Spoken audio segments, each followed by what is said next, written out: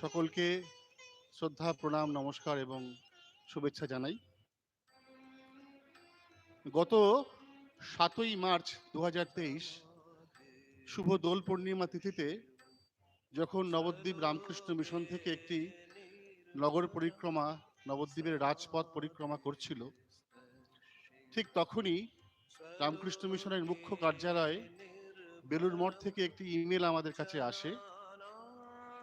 সেখানে বলা হয় যে রামকৃষ্ণ মিশন প্রতিষ্ঠার 125তম বর্ষে ভারতবর্ষের 5টি কেন্দ্রে অন্তর্ধর্মীয় সম্মেলন আয়োজন করতে হবে।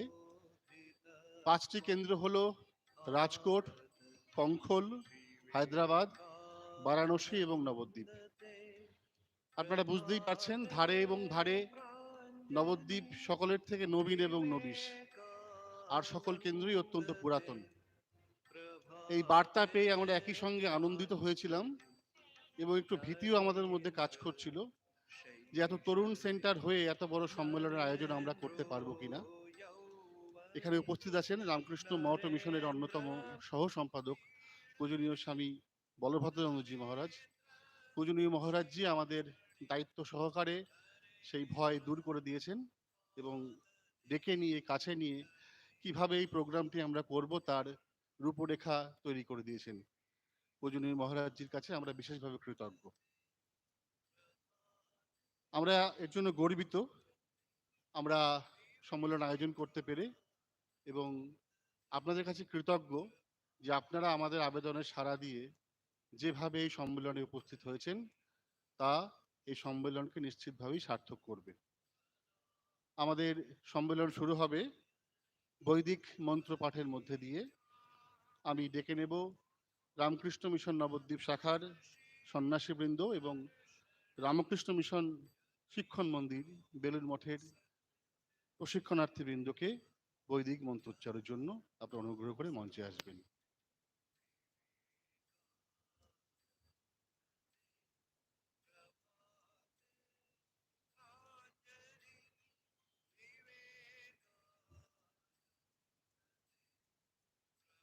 আমি রাকাশশী পণ্ডা এবং সৌম্যদীপ আচার্য তাদেরকে মঞ্চে ডেকে নেব, তারা বৈদিক মন্ত্র উচ্চারণ করবেন।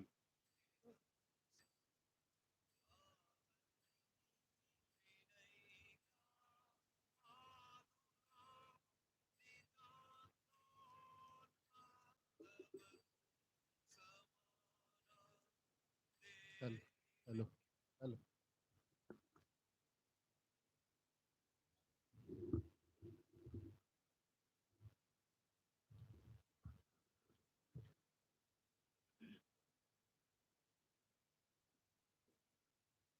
श्री गुरुभ्यो नमः। हरिः ओम। सहना भवतु सहनौ भुनक्तु सह वीर्यं करवावहै तेजस्विनावधीतमस्तु मा विद्विषावहै। ओम शांति शांति शांति। हरिः ओम। अथ रुद्राष्टाध्यायी प्रथमोऽध्यायः। हरिः ओम। गणानां त्वा गणपतिगुं हवामहे प्रियाणां त्वा प्रियपतिगुं हवामहे निधीनां त्वा निधिपतिगुं हवामहे वसो मम आहमजा निगर्भध्वमा त्वमजासि गर्भधम्मा गायत्री त्रिष्टुब्जागत्यानुष्टुप्पन्त्या सह बृहत्युष्णेहा काकुब्शोचिभिः शम्यन्तु त्वा द्विपदा जाश्चतुष्पदा स्त्रीपदा जाश्च खट्पदाः विच्छन्दा जाश्च सच्छन्दाः शुचिभिः शम्यन्तु त्वा सहस्तोमाः सह छन्दस आवृतः सह प्रमा रेखायाः सप्तदैव्याः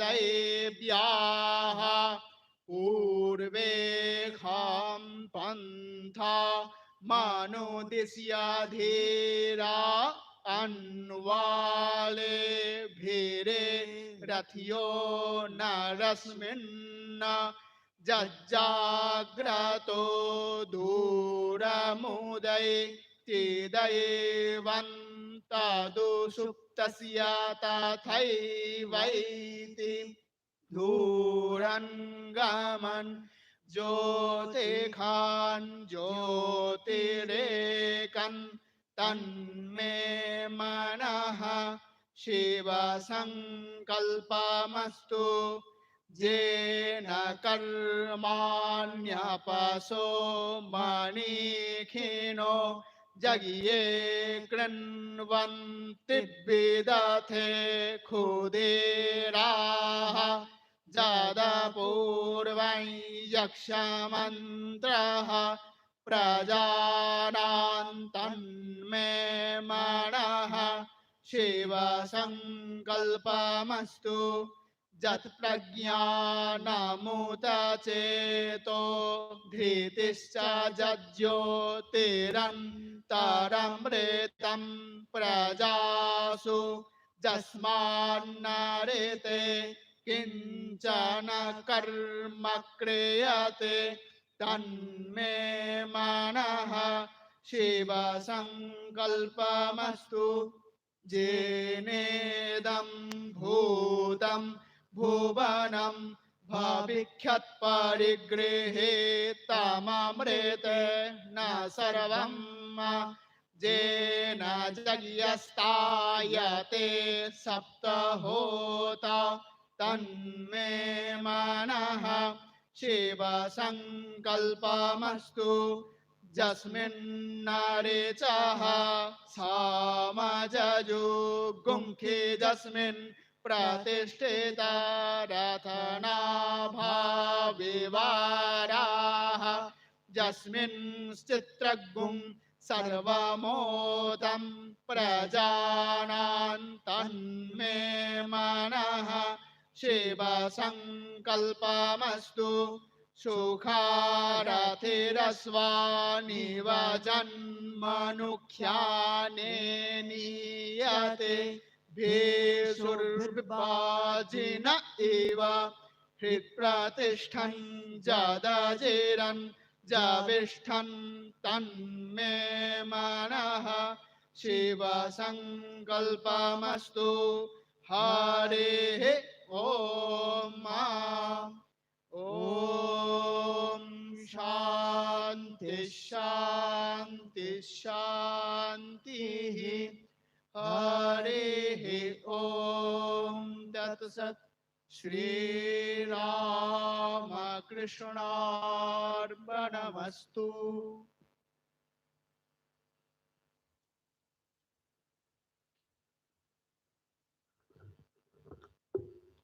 অসংখ্য ধন্যবাদ জানাই সৌম্যদীপ রাকা শশীকে। এবার আমরা মঞ্চে ডেকে নেব পূজনীয় মহারাজ বৃন্দকে এবং গুণীজন বৃন্দকে। আমি নবদ্বীপ আশ্রমের কর্মকর্তাদের অনুরোধ করব তাদেরকে সঙ্গে নিয়ে আসবার জন্য। পূজনীয় মহারাজজিরা এসে অর্ঘ্য প্রদান করে আসন গ্রহণ করবেন, তাদের কাছে এটা প্রার্থনা জানাই।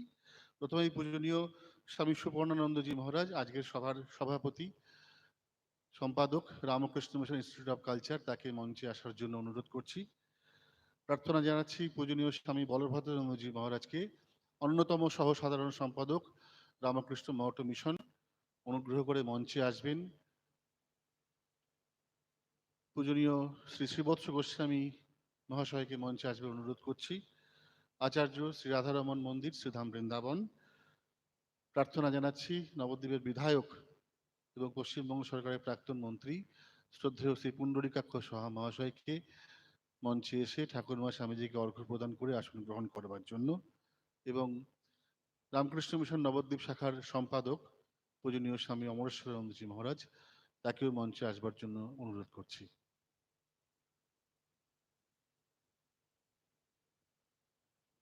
পূজনীয় মহারাজরা এবং আমাদের শ্রদ্ধেয় অতিথিবৃন্দ, প্রত্যেকে ঠাকুরমা স্বামীজি এবং শ্রীমন মহাপ্রভুর শ্রীচরণ কমলে অর্ঘ্য প্রদান করে তাদের নির্দিষ্ট আসন গ্রহণ করবেন।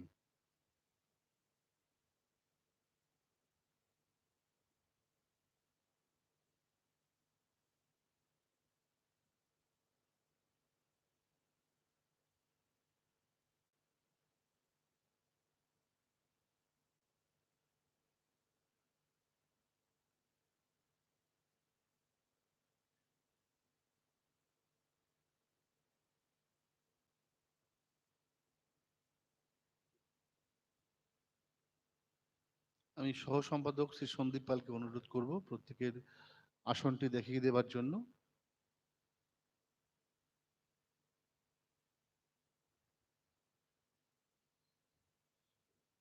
উপস্থিত আছেন স্বামী বলভদ্রানন্দজি মহারাজ, অন্যতম সহ সাধারণ সম্পাদক, রামকৃষ্ণ মঠ ও মিশন বেলুর মঠ। উপস্থিত আছেন পূজনীয় স্বামী সুপর্ণানন্দজি মহারাজ, সম্পাদক, the Ramakrishna Mission Institute of Culture, Golpark, Kolkata. উপস্থিত আছেন শ্রী শ্রীবৎস গোস্বামী, আচার্য শ্রী রাধারমন মন্দির, শ্রীধাম বৃন্দাবন। উপস্থিত আছেন রামকৃষ্ণ মিশন নবদ্বীপ শাখার সম্পাদক পূজনীয় স্বামী অমরেশ্বরানন্দজি মহারাজ। প্রত্যেকেই নবদ্বীপ চন্দ্রহার শ্রীমন মহাপ্রভু শ্রী শ্রী ঠাকুর, মা এবং স্বামীজির শ্রী পাদপদ্মে পুষ্পার্ঘ্য নিবেদন করছেন।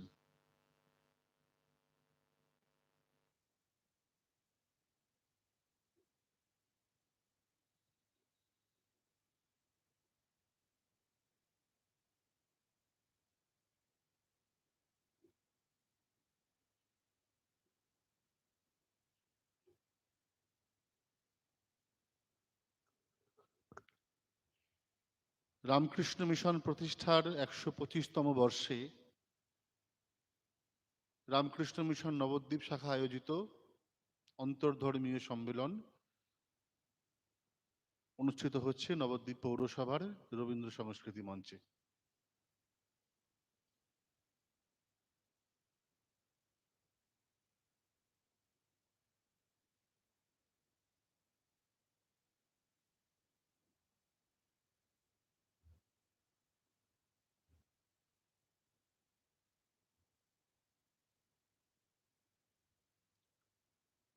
আমরা এবার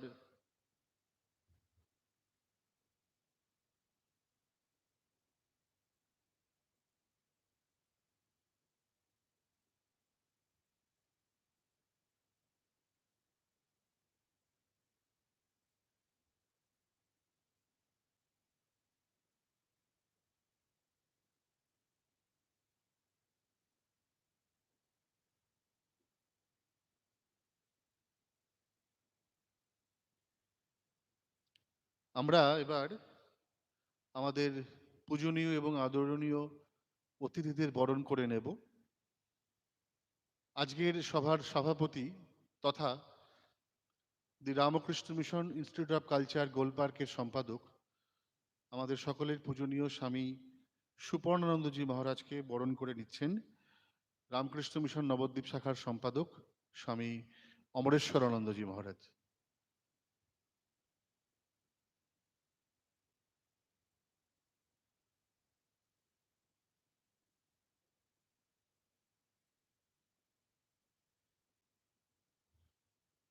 পুষ্পস্তবক, ব্যাজ, উত্তরী এবং শ্রীমান মহাপ্রভুর একটি ছবি, এই দিয়ে পূজনীয় মহারাজজিকে আমরা শ্রদ্ধা এবং ভালোবাসা দিয়ে বরণ করে নিচ্ছি।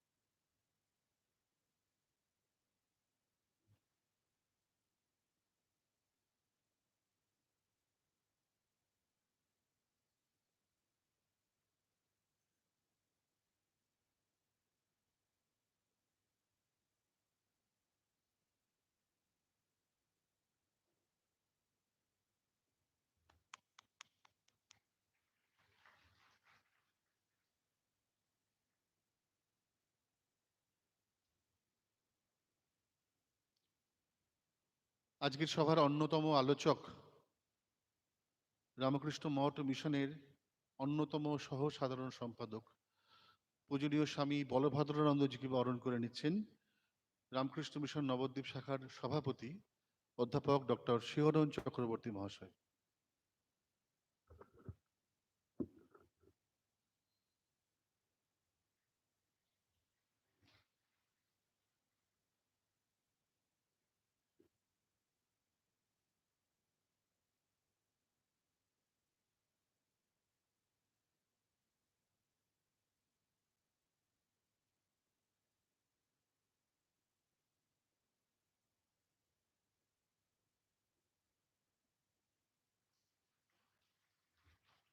আমাদের প্রিয় প্রভুপতি শ্রী বিমান কৃষ্ণ সাহা মহাশয় মঞ্চে উপস্থিত হয়েছেন। তাকে অনুরোধ করব ঠাকুরমা স্বামীজি এবং মহাপ্রভুর শ্রীচরণে অর্ঘ্য প্রদান করে আসন গ্রহণ করবার জন্য।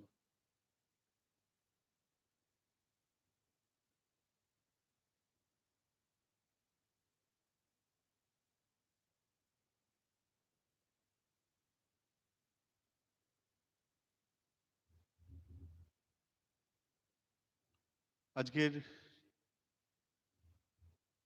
যিনি মুখ্য ভাষণ যিনি দেবেন, যার বক্তব্য শোনার জন্য আমরা অধীর আগ্রহে অপেক্ষা করে আছি, শ্রী শ্রীবৎস গোস্বামী মহাশয়, তাকে বরণ করে নিচ্ছেন রামকৃষ্ণ মিশন নবদ্বীপ শাখার সহ সম্পাদক স্বামী দুর্গেশানন্দজি মহারাজ।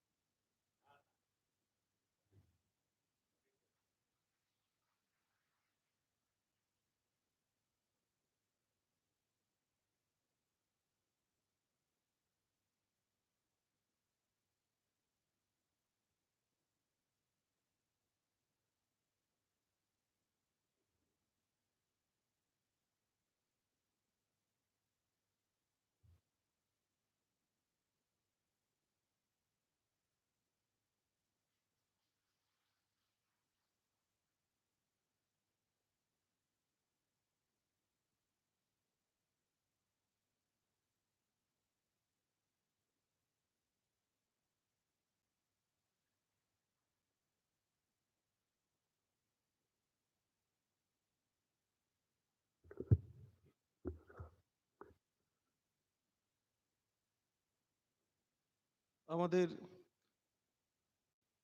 অতিথি বরণ পর্ব চলছে।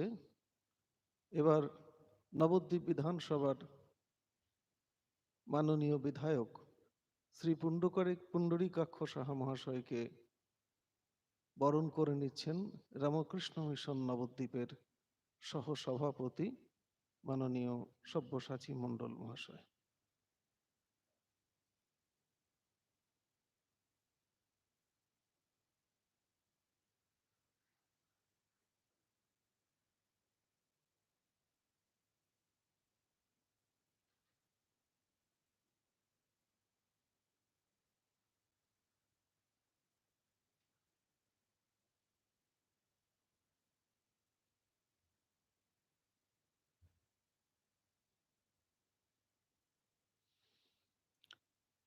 মঞ্চে উপস্থিত আছেন আমাদের সকলের প্রিয় পৌরপতি শ্রী বিমান কৃষ্ণ সাহা মহাশয়, তাকে বরণ করে নিচ্ছেন রামকৃষ্ণ মিশন নবদ্বীপ শাখার অন্যতম সহ সম্পাদক শ্রী সন্দীপ পাল।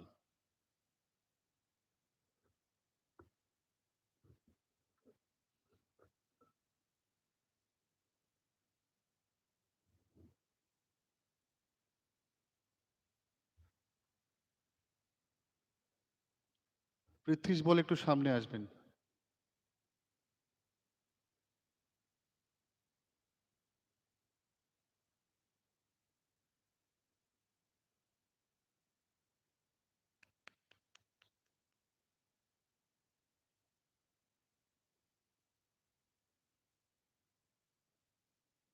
মঞ্চে উপস্থিত আছেন এই অনুষ্ঠানের যিনি আয়োজক রামকৃষ্ণ মিশন নবদ্বীপ শাখার সম্পাদক, আপনাদেরও সকলের প্রিয় পূজনীয় স্বামী অমরেশ্বরানন্দজি মহারাজ, তাকে বরণ করে নিচ্ছেন রামকৃষ্ণ মিশন নবদ্বীপ শাখার ম্যানেজিং কমিটির অন্যতম সদস্য শ্রী পৃথ্বীশ বল মহাশয়।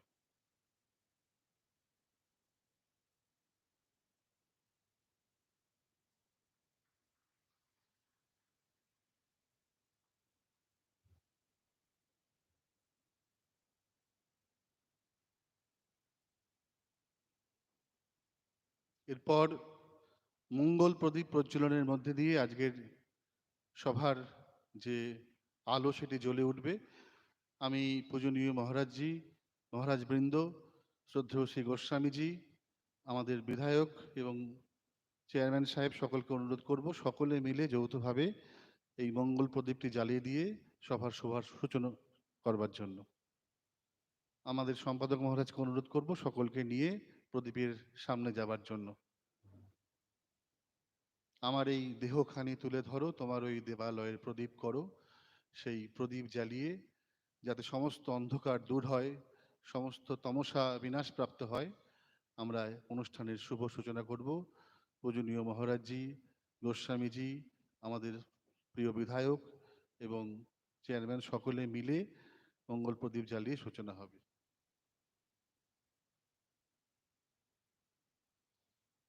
সকলে একটু করতালি দিয়ে আমাদের পাশে থাকবেন।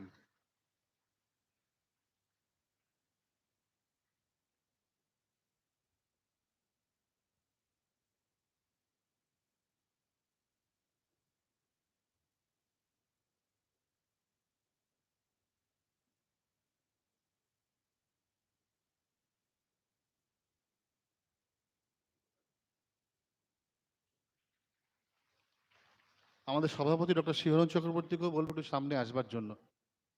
স্যার একটু সামনে আসুন।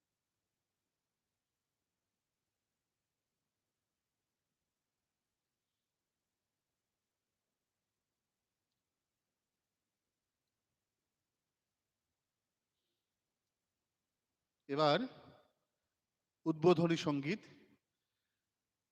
সঙ্গীত পরিবেশন করবেন রামকৃষ্ণ মিশন নবদ্বীপ শাখা পরিচালিত গদাধয় অভ্যুদয় প্রকল্প। আপনারা জানেন এই গদাধয় অভ্যুদয় প্রকল্পে তৃতীয় থেকে ষষ্ঠ শ্রেণী পর্যন্ত অত্যন্ত দুস্থ শিশুদের শিক্ষা, স্বাস্থ্য, পুষ্টির দায়িত্ব রামকৃষ্ণ মিশন নিয়েছে।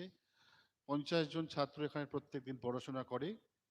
সেই প্রকল্পের সঙ্গীত শিক্ষক শ্রী রাজু প্রামাণিক, আমি তাকে এবং তার সহশিল্পীকে মঞ্চে আসবার জন্য অনুরোধ করছি। তাকে পুষ্পস্তবক দিয়ে বরণ করে নেবেন আমাদের রামকৃষ্ণ মিশন নবদ্বীপ শাখার সম্পাদক পূজনীয় স্বামী অমরেশ্বরানন্দজি মহারাজ।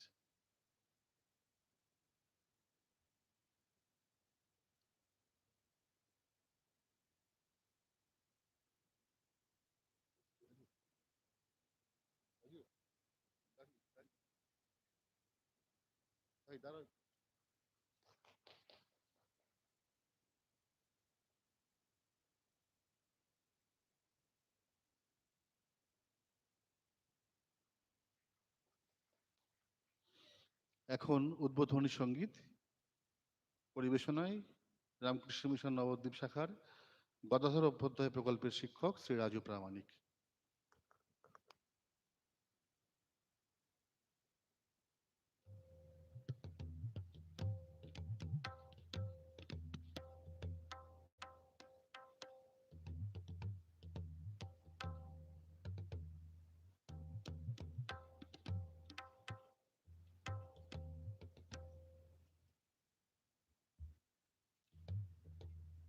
প্রথমেই শ্রীমন মহাপ্রভুর শ্রীচরণে প্রণাম জানাই।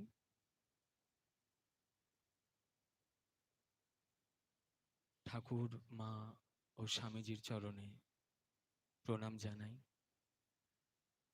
মঞ্চে উপবিষ্ট বিভিন্ন মহারাজজি এবং সকল গুণীজনকে আমার আন্তরিক প্রণাম জানাই এবং উপস্থিত বাকি সকলকে আমার আন্তরিক শ্রদ্ধা।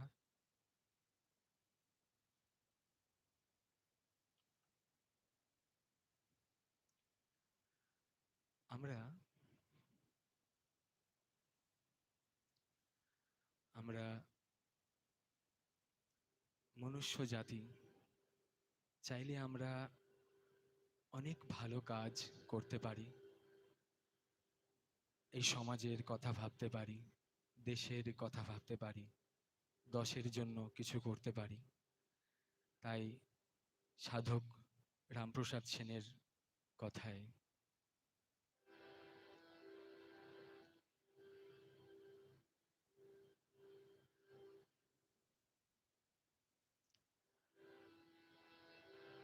মন রে কৃষিকাজ জানো না, মন রে কৃষিকাজ জানো না,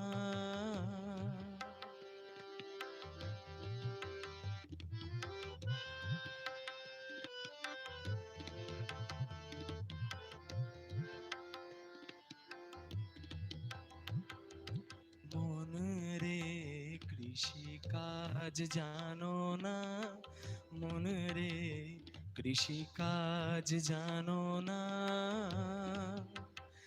এমন মানব জমিন রইল পতিত, আবাদ করলে ফলতো সোনা, মানব জমিন রইল পতিত, আবাদ করলে ফলতো সোনা, মন রে কৃষিকাজ জানো না, মন রে কৃষিকাজ জানো না।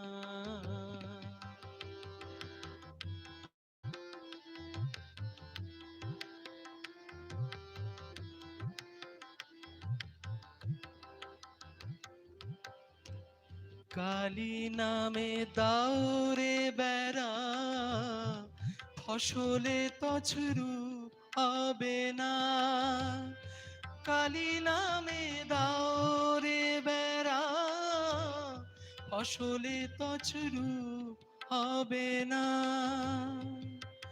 সে যে মুক্ত কেশির শক্ত বেড়া, তার কাছেতে জম ঘেঁষে না, মুক্ত কেশির শক্ত বেড়া, তার কাছেতে জম ঘেঁষে না, মন রে কৃষিকাজ জানো না, মন রে কৃষিকাজ জানো না।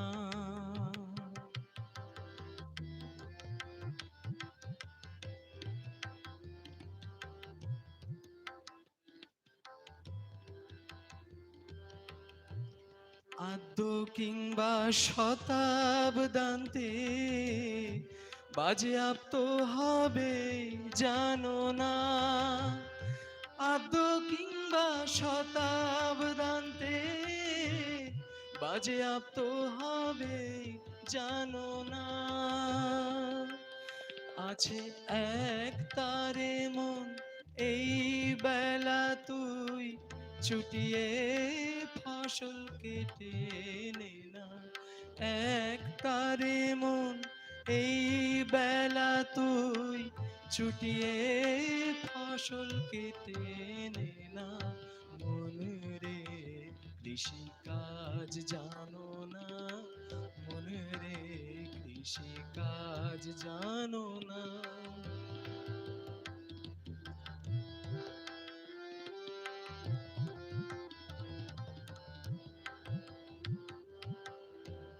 গুরু রোপণ করেছেন বীজ, ভক্তি বারিতায় সেচনা, গুরু রোপণ করেছেন বীজ, ভক্তি বারিতায় সেচনা,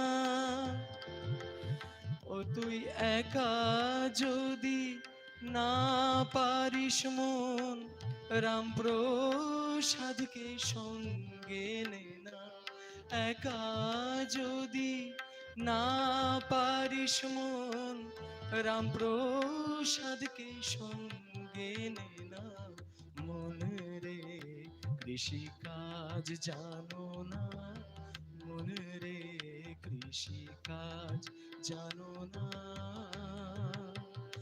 এমন মানব জমিন রইল পতিত, আবাদ করলে ফলতো সোনা, মানব জমিন রইল পতিত, আবাদ করলে ফলতো সোনা। মনে রে কৃষি কাজ জানো না, মনে রে কৃষি কাজ জানো না, মনে রে কৃষি কাজ জানো না।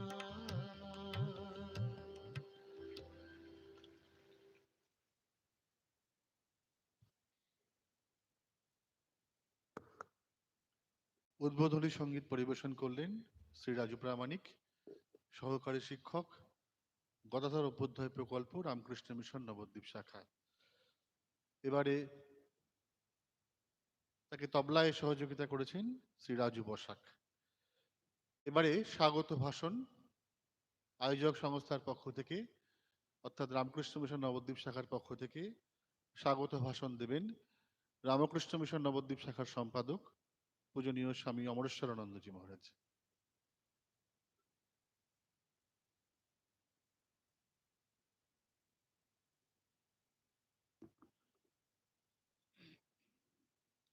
ॐ स्थापकाय च धर्मस्य सर्वधर्मस्वरूपिणे अवतारवरिष्ठाय रामकृष्णाय ते नमः। নমস্কার। ঠাকুর মা স্বামীজির চরণে প্রণাম জানাই ধামেশ্বর মহাপ্রভুকে, রবীন্দ্র মুক্তাঙ্গন মঞ্চ রবীন্দ্রনাথ ঠাকুরকে প্রণাম জানাই। আজকের এই অন্তর্ধর্মীয় সম্মেলনে আমাদের মধ্যে আমরা পেয়েছি রামকৃষ্ণ মঠ ও মিশনের সহ সাধারণ সম্পাদক শ্রীমৎ স্বামী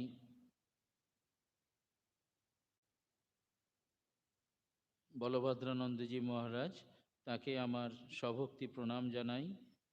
আমরা পেয়েছি রামকৃষ্ণ মিশন ইনস্টিটিউট অফ কালচারের সম্পাদক স্বামী সুপর্ণানন্দজি মহারাজকে, তাকে আমি আমার সশ্রদ্ধ প্রণাম জানাই। উপস্থিত আছেন আমাদের প্রিয় শ্রী শ্রীবৎস গোস্বামী আচার্য, শ্রী রাধারমন মন্দির শ্রীধাম বৃন্দাবন থেকে এসেছেন, তাকে আমার সশ্রদ্ধ নমস্কার জানাই। উপস্থিত আছেন আমাদের প্রিয় বিধায়ক শ্রীমান পুণ্ডরীকাক্ষ সাহা মহাশয়, তাকে আমার সশ্রদ্ধ নমস্কার জানাই।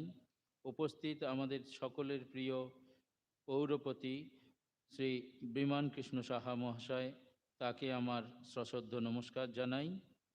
উপস্থিত নবদ্বীপ রামকৃষ্ণ মিশন শাখার সভাপতি, সহসভাপতি এবং বিভিন্ন কমিটির যারা স্বেচ্ছাসেবক আছেন, তাদেরকে আমার ভালোবাসা জানাই, শুভেচ্ছা জানাই। আর যাদের নিয়ে এই অনুষ্ঠান শ্রীরামকৃষ্ণ ভক্তমণ্ডলী, তাদেরকেও আমার শুভেচ্ছা ও অভিনন্দন জানাই। উপস্থিত সাধু বৈষ্ণবদের আমার প্রণাম জানাই, মাতাজিদের আমার প্রণাম জানাই। এত বড় একটা অনুষ্ঠান যখন আমরা শুনলাম যে রামকৃষ্ণ মিশন নবদ্বীপ শাখায় অনুষ্ঠিত হবে, প্রথমটা আমাদের খুব ভয় হয়েছিল, কিন্তু আমাদের স্বেচ্ছাসেবকরা যখন থেকে এটা শুনল তখন থেকে ঝাঁপিয়ে পড়ল যে কিভাবে এই অনুষ্ঠানটাকে সুন্দরভাবে সাফল্যমণ্ডিত করা যায়। তারা দিন রাত পরিশ্রম করে একটি সুন্দর অনুষ্ঠান উপহার দেবার জন্য চেষ্টা করেছে। আপনারা বলবেন কেমন অনুষ্ঠান হলো এই দুদিন ধরে। আর আমরা প্রথমে চিন্তিত ছিলাম যে এত বড় একটি সভাস্থল সেটা পূর্ণ হবে কিনা। তো ধীরে ধীরে এমন অবস্থা হলো, আমাদের বহু মানুষকে টিকিট দিতে না পারায় আমরা দুঃখিত। আমরা ভাবতে পারিনি এভাবে মানুষের মধ্যে একটা আলোড়ন সৃষ্টি হবে। যারা এখানে আসতে পারেননি, যাদেরকে আমরা স্থান দিতে পারিনি, তাদের জন্য আমার ক্ষমা প্রার্থনা করছি। আশা করব আপনারা আমাদের এই বিভিন্ন যে চ্যানেল, তার মাধ্যমে আপনারা এগুলি দেখতে পাবেন, বা পরবর্তী সময়ে এগুলো আমাদের দেখানোর ব্যবস্থা হবে পুস্তক আকারে। এই সমস্ত যে আজকের এবং আগামীকালের যে অনুষ্ঠান, সেগুলি বার হবে। আশা করব আপনারা এগুলি পেয়ে কিছুটা সুখী হবেন, আনন্দিত হবেন। শ্রীরামকৃষ্ণের যে মূল সাধন সমস্ত ধর্মের মধ্যে বৈচিত্র্যের মধ্যে ঐক্য, এই ভাব নিয়ে আমরা এই সম্মেলনের আয়োজন করেছি। আমরা দুদিন ধরে হিন্দু ধর্মের বিভিন্ন যে শাখা আছে তাদের মধ্যে যে বৈচিত্র্য এবং তার মধ্যে ঐক্য, যেটা শ্রীরামকৃষ্ণের মূল সাধনা ছিল, সেটি আমরা আলোচনা শুনব। বিভিন্ন মহারাজরা আসবেন এবং বিভিন্ন বক্তারা বিভিন্ন জায়গা থেকে এসেছেন, আসবেন। এগুলি শুনে আমাদের জীবনে যদি এগুলি প্রতিফলিত করতে পারি, তাহলেই এই সম্মেলন করা সার্থক হবে। আমি আবার ধন্যবাদ দেব যারা আমাদের এই অনুষ্ঠানটিকে সুন্দরভাবে গড়ে তোলার জন্য আপ্রাণ চেষ্টা চালিয়েছে, তাদেরকে শুভেচ্ছা জানাই। আগামী দিনে আমরা আরও এই অনুষ্ঠান করার জন্য ইচ্ছা প্রকাশ করব। আপনারা যেরকম আজকে আমাদের সাথে এসেছেন, আমাদের এই অনুষ্ঠানকে সাফল্যমণ্ডিত করার জন্য আপনাদের প্রচেষ্টা, আগামী দিনেও যেন এই অনুষ্ঠান আমরা চালাতে পারি, মহাপ্রভুর কাছে এই প্রার্থনা করি। আপনারা সকলে মন দিয়ে ধ্যান দিয়ে এখন যে কথাগুলি শুরু হবে সেগুলি শুনবেন আশা রাখি। সকলে সুস্থ থাকুন, ভালো থাকুন, এই কথা বলে আমার কথা শেষ করলাম। নমস্কার।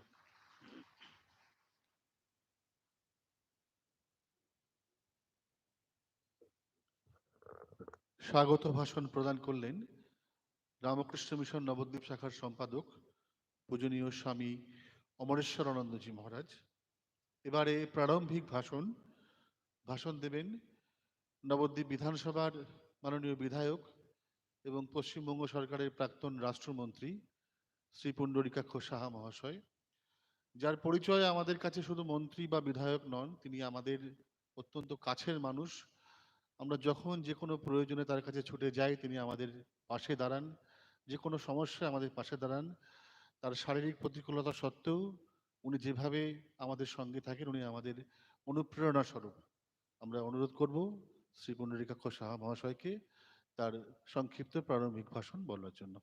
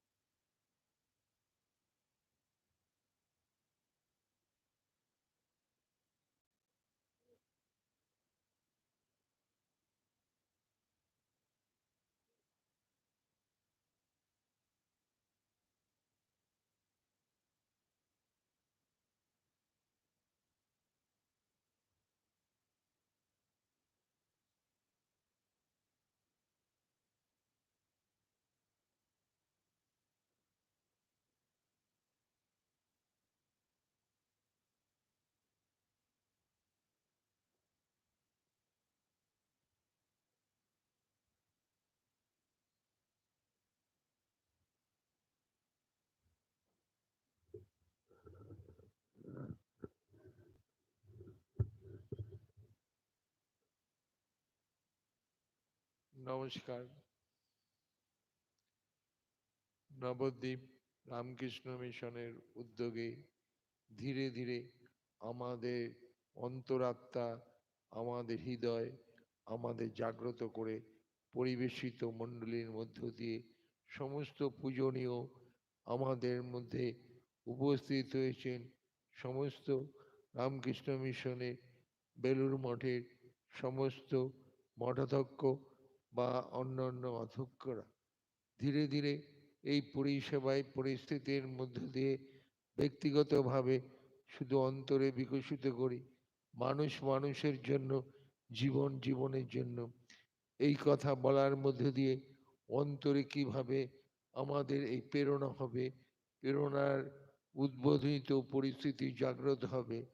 তাই অন্তরে বিকশিত হয় আমাদের সমস্ত পৃথিবীর মধ্যে দিয়ে যে বস্তু আছে, সমস্ত বস্তুরই একটি ধর্ম আছে, যে ধর্মের মধ্য দিয়ে আমরা জাগ্রত হই।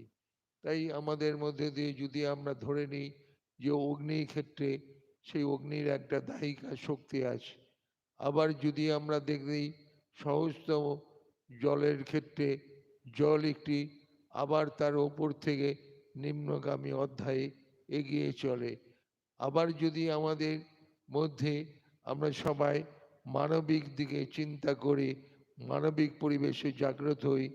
মানুষ মানুষের জন্য বলা শুধু নয়, কর্মের মধ্য দিয়ে কিভাবে আমরা সাফল্যে পরিবেশিত হব, এই পরিস্থিতির মধ্যে দিয়ে তাই মানুষ একটা মানবিক ধর্ম, যে মানবিক ধর্মের মধ্য দিয়ে আমরা উদ্যোগ নেই।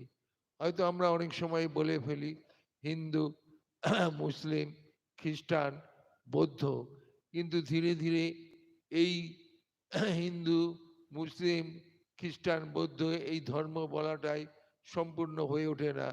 কারণ মানুষ এগিয়ে চলে তার ধীরে ধীরে অন্তরের মধ্যে দিয়ে জাগ্রত হয় মানবতার মধ্যে দিয়ে। এই মানবতাই আমাদের অন্তরে বিকশিত হয়, অন্তরে উজ্জ্বলিত হয়। সেই উজ্জ্বলিত আমরা আনন্দের সঙ্গে প্রকাশিত করি। এই প্রকাশিত পরিস্থিতির মধ্যে দিয়ে ধীরে ধীরে আমাদের মধ্যে দিয়ে জাগ্রত হয়েছিলেন, যে জাগ্রত চেতনায় ধীরে ধীরে তাই আমরা সবাই অন্তর্যামী না হয়েও আজকে অন্তরে বিকশিত হই।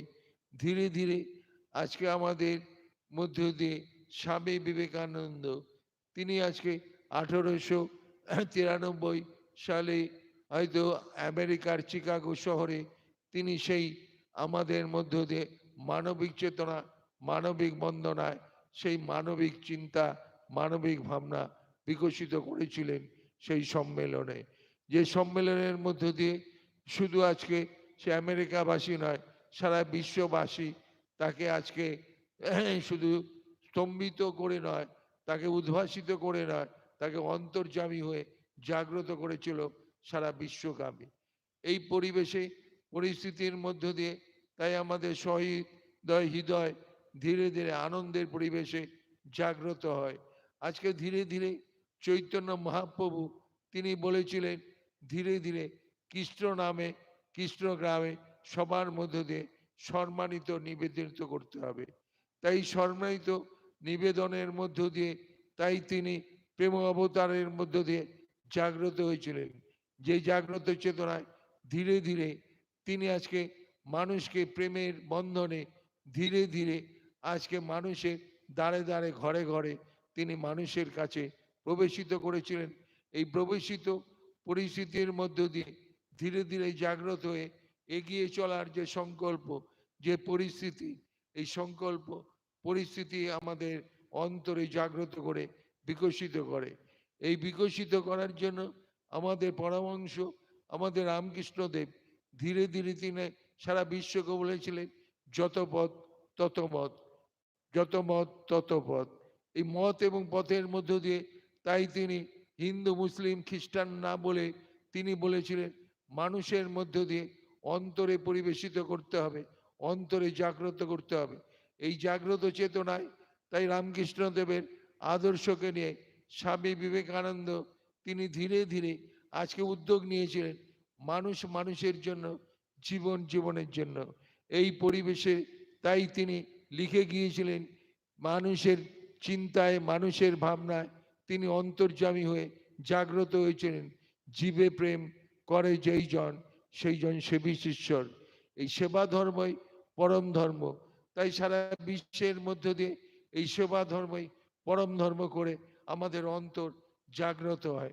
এই জাগ্রত চিন্তায়, জাগ্রত বন্দনায় ধীরে ধীরে পরিবেশ পরিস্থিতির মধ্য দিয়ে আমাদের অন্তর বিকশিত হয়। অন্তর সবার কাছে করুণার পাত্র না হয়ে আনন্দের পরিবেশে জাগ্রত হয়।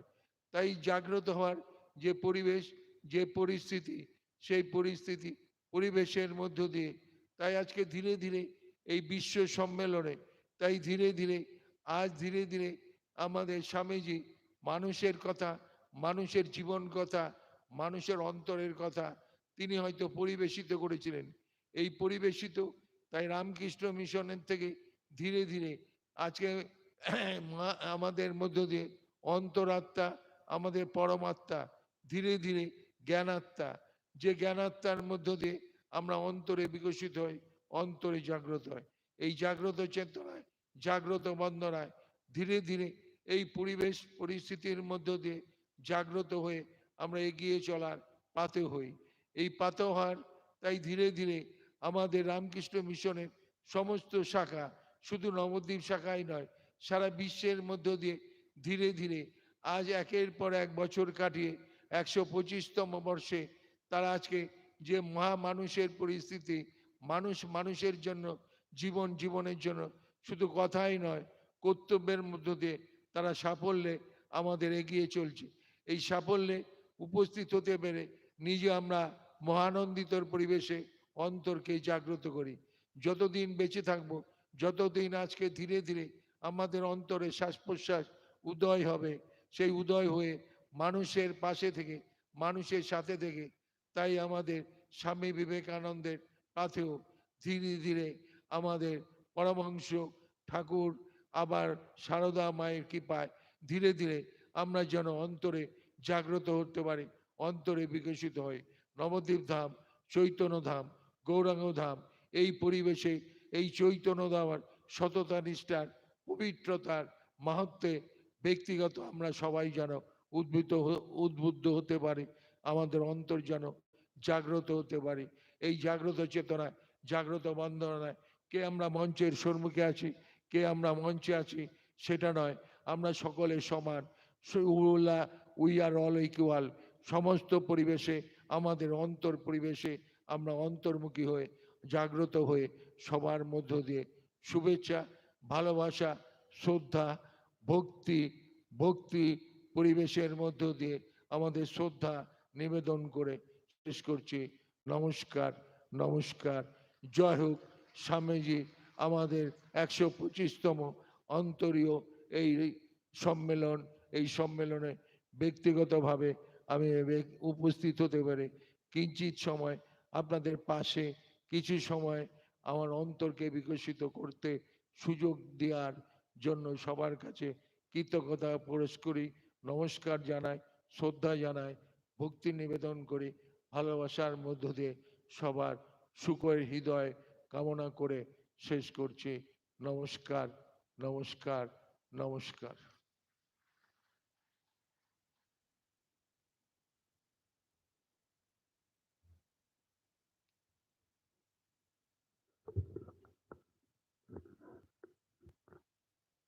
এতক্ষণ বক্তব্য রাখলেন পশ্চিমবঙ্গ সরকারের প্রাক্তন রাষ্ট্রমন্ত্রী এবং নবদ্বীপের বিধায়ক শ্রদ্ধেয় শ্রী পুণ্ডরীকাক্ষ সাহা মহাশয়।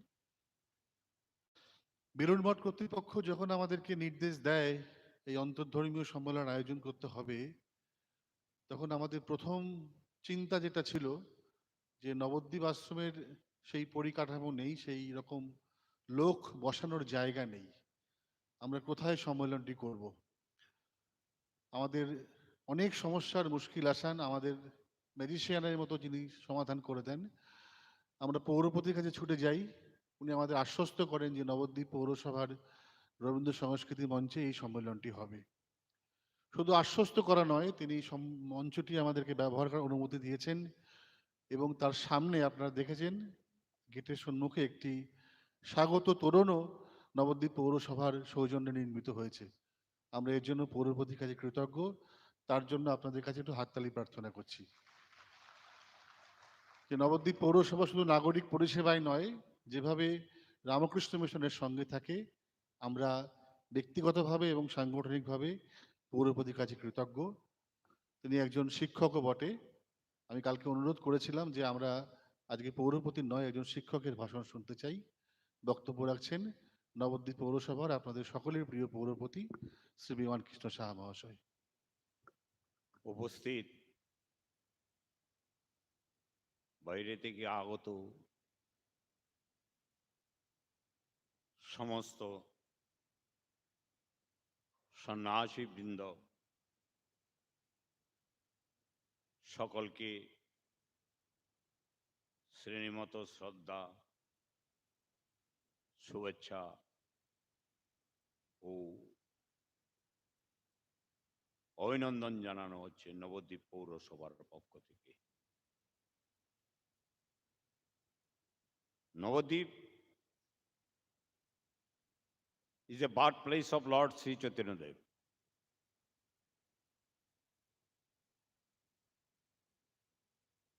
শ্রী চৈতন্য দেবের যেটা model idea, equality to all. সেই চৈতন্যদেবের শহর নবদ্বীপ।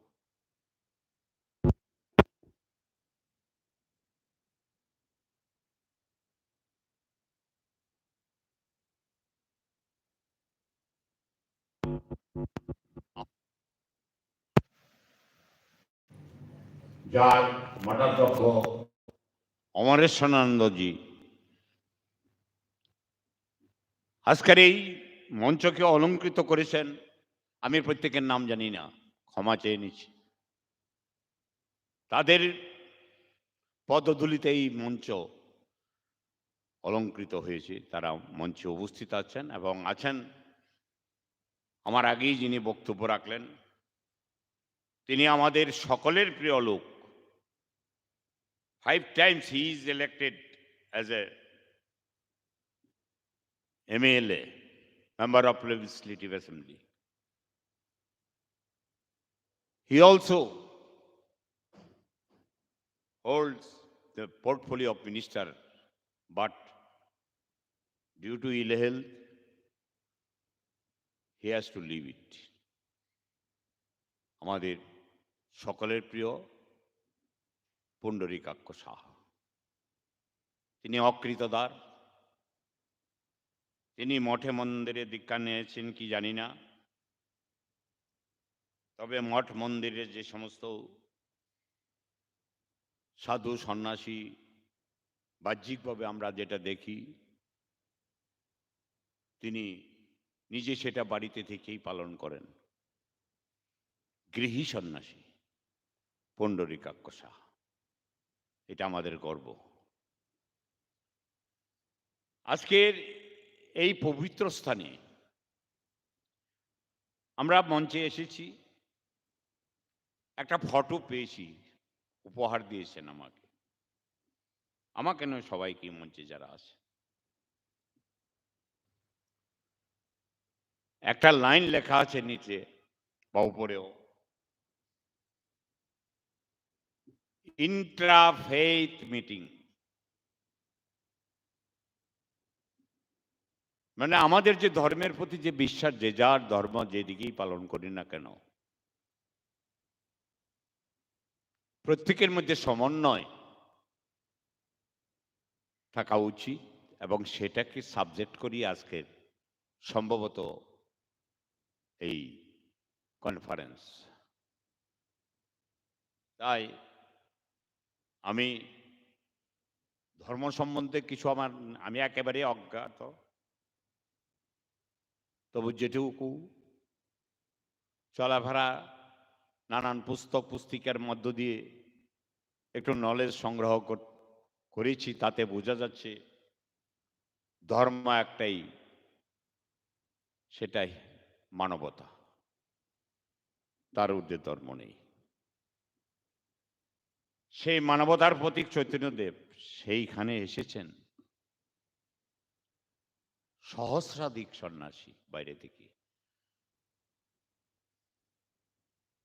শ্রী শ্রী ঠাকুর রামকৃষ্ণ পরমহংসদেবের বাণীতে উদ্বুদ্ধ হয়ে এবং স্বামী বিবেকানন্দর প্রতি শ্রদ্ধা জ্ঞাপন করে যারা চারিদিকে সারা বিশ্বে পরিষেবার মাধ্যমে তারা রামকৃষ্ণ মিশনকে এবং সন্ন্যাসীরা নিজেদের পরিচয় রেখেছেন।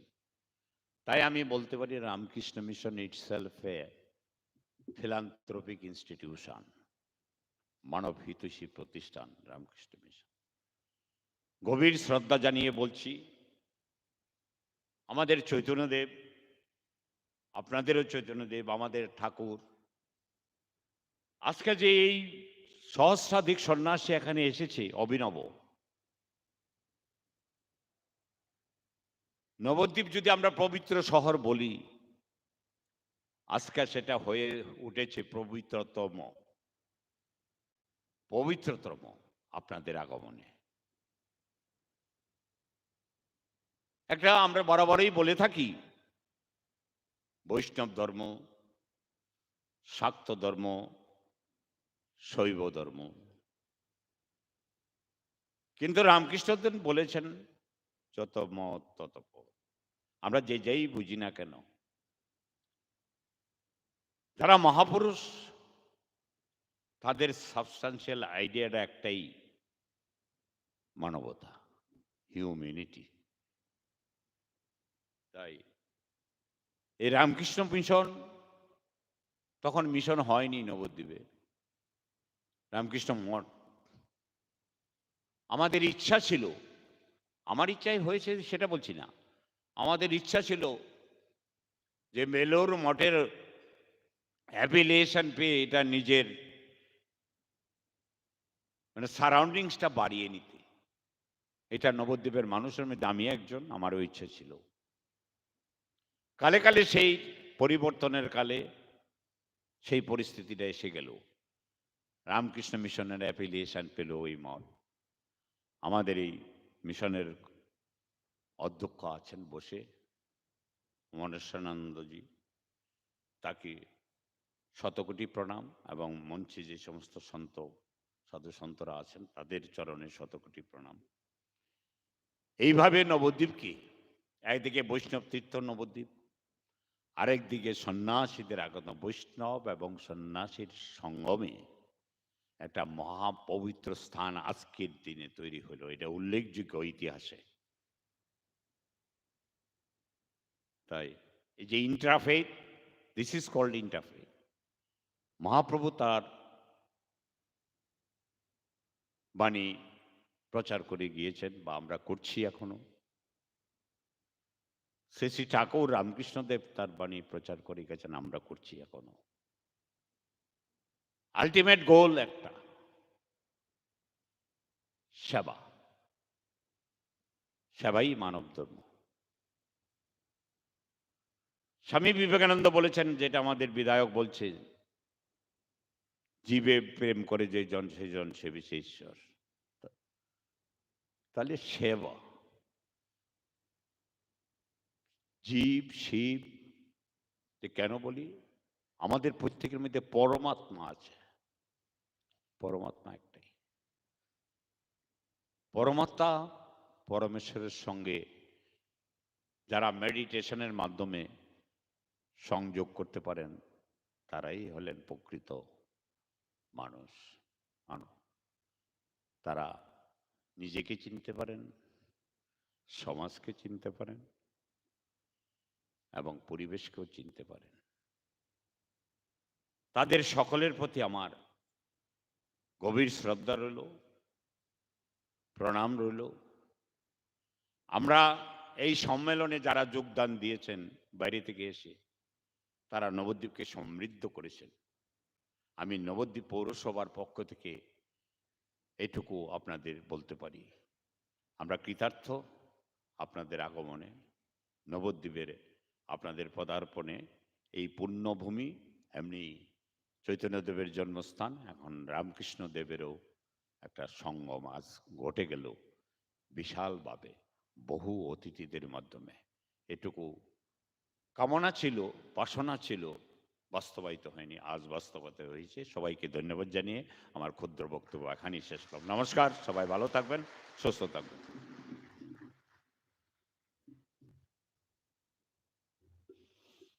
অসংখ্য ধন্যবাদ মাননীয় পৌরপতি শ্রী বিমান কৃষ্ণ সাহা মহাশয়কে। ভারতবর্ষের বিভিন্ন রাজ্যের 16টি জেলা থেকে 460 জন পুরুষ এবং 400 জন মহিলা প্রতিনিধি থাকার জন্য আবেদন করেছেন এই সম্মেলনে। এছাড়াও অতিথিরা আছেন। একটি সংক্ষিপ্ত পরিসংখ্যান আপনাদের জন্য দিয়ে দিলাম। আর পূজনীয় অমরেশ্বরানন্দজি বলেছেন যে গত প্রায় 15 দিন ধরে আমাদের প্রচুর মানুষকে না বলতে হয়েছে, তার কারণ আসন সংখ্যার একটা লিমিটেশন থাকে, সীমাবদ্ধতা থাকে। আমরা সবাইকে আস্থা দিতে পারিনি। তাদের জন্য প্রাণারাম এবং করুণাময়ী মা সারদা ইউটিউব চ্যানেলের মাধ্যমে আমরা লাইভ সম্প্রচার করছি, এবং রামকৃষ্ণ মিশন নবদ্বীপ শাখার ফেসবুক পেজ থেকেও সম্মেলনটি দুদিনব্যাপী সরাসরি দেখা যাবে। এখন উদ্বোধনী ভাষণ প্রদান করবেন আমাদের অভিভাবক পূজ্যপাদ স্বামী বলভদ্রানন্দজি মহারাজ, সহ সাধারণ সম্পাদক রামকৃষ্ণ মঠ ও রামকৃষ্ণ মিশন বেলুড় মঠ। পূজনীয় মহারাজজি দীর্ঘদিন রামকৃষ্ণ মিশন ইনস্টিটিউট অফ কালচারের সেবারত ছিলেন। পরবর্তীতে রামকৃষ্ণ মিশন আসানসোল শাখার সম্পাদক হিসাবে কাজ করেছেন।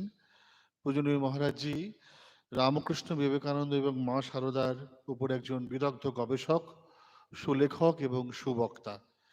রামকৃষ্ণ মিশন নবদ্বীপ শাখার পক্ষ থেকে মহারাজজির আতুল চরণে আমাদের সভক্তি প্রণাম জানাই। পূজনীয় মহারাজজিকে উদ্বোধনী ভাষণ শুরু করবার প্রার্থনা জানাচ্ছি।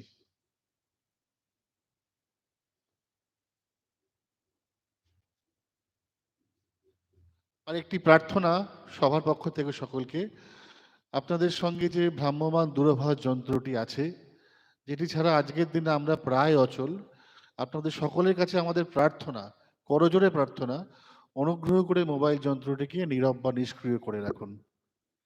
আর যে সমস্ত আলোচকরা আজকে আলোচনা করবেন তাদের উদ্দেশ্যে আমাদের অনুরোধ, আপনারা আলোচনার 1 মাসের মধ্যে একটু আমাদের রাইট আপ দেবেন, আমাদের মেলও করতে পারেন navadip@rkmm.org-তে। আমরা পরবর্তীতে পুস্তিকা আকারে এই আলোচনাগুলো প্রকাশ করব।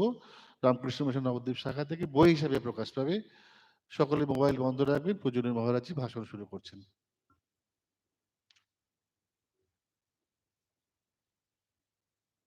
শ্রী চৈতন্য মহাপ্রভু, মা বিষ্ণুপ্রিয়াজিকে প্রণাম জানাচ্ছি। শ্রীরামকৃষ্ণ শ্রী শ্রী মা স্বামীজির উদ্দেশ্যে প্রণাম জানাচ্ছি। আজকের সবার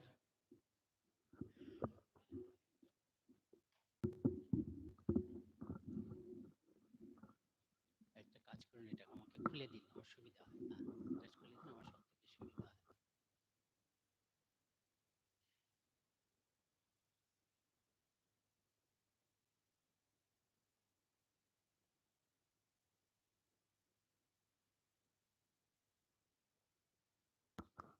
ঠাকুর মা স্বামীজিকে প্রণাম নিবেদন করলাম। গৌরাঙ্গ মহাপ্রভু, শ্রী চৈতন্য মহাপ্রভু এবং বিষ্ণুপ্রিয়া মাতাজিকে প্রণাম নিবেদন করছি। তারপরে আজকে সবার যিনি সভাপতি মহারাজ স্বামী সুপর্ণানন্দজিকে আমার প্রণাম জানাচ্ছি। আজকের অন্যতম বিশিষ্ট অতিথি, যার ভাষণ শুনবার জন্য আমরা সকলে অপেক্ষা করছি, বৃন্দাবন থেকে আগত শ্রীবৎস গোস্বামী মহোদয়, তাঁকেও আমার শ্রদ্ধা প্রণাম নিবেদন করছি। অমরেশ্বরানন্দজি, নবদ্বীপ আশ্রমের অধ্যক্ষ, তার আয়োজনে এবং তার আমন্ত্রণে এখানে আমরা সমবেত হয়েছি। তাকে শুভেচ্ছা নমস্কার এবং কৃতজ্ঞতা জ্ঞাপন করছি। তার পেছনে অনেক স্বেচ্ছাসেবক, অনেক মানুষ দাঁড়িয়েছেন। তাদের মধ্যে আমার সঙ্গে যিনি সবসময় যোগাযোগ রেখেছেন, আমাদের পরিচিত এবং প্রিয় শ্রীহরণ মাস্টারমশাই, তাকে আমার বিশেষ শুভেচ্ছা নমস্কার জানাচ্ছি। মঞ্চে আরও উপস্থিত আছেন যারাও সবসময় এই অনুষ্ঠানের পেছনে থেকেছেন এবং আশ্রমের সব রকম কাজের পেছনে থাকেন। একটু আগে তারা দুজনেই ভাষণ দিলেন। এই অঞ্চলের এমএলএ বিধায়ক শ্রী পুণ্ডরীকাক্ষ সাহা এবং এই নবদ্বীপ মিউনিসিপ্যালিটির চেয়ারম্যান শ্রী বিমান কৃষ্ণ সাহা, তাদেরকেও শ্রদ্ধা নমস্কার জানাচ্ছি এবং ধন্যবাদ জানাচ্ছি যে আপনারা এইভাবে আমাদের এই শাখা কেন্দ্রটির সঙ্গে রয়েছেন এবং আশা করছি আপনারা চিরকাল থাকবেন। এবং সামনে যারা আপনারা উপস্থিত আছেন, প্রায় বিভিন্ন জেলা থেকে এসছেন, পশ্চিমবঙ্গের প্রায় সব জেলার থেকে এসছেন, প্রায় 800-রও বেশি যারা শ্রোতৃমণ্ডলী, তাদেরকে আমার আন্তরিক প্রীতি নমস্কার জানাচ্ছি। আমাদের বিষয় হচ্ছে রামকৃষ্ণ মিশনের 125 বর্ষ উপলক্ষে আয়োজিত এই ইন্ট্রাফেথ কনফারেন্স, আন্তর্ধর্ম, হিন্দু ধর্মের বিষয়ক একটি আন্তর্ধর্ম সম্মেলন। এটি ভারত সরকারের অর্থানুকূল্যে হচ্ছে।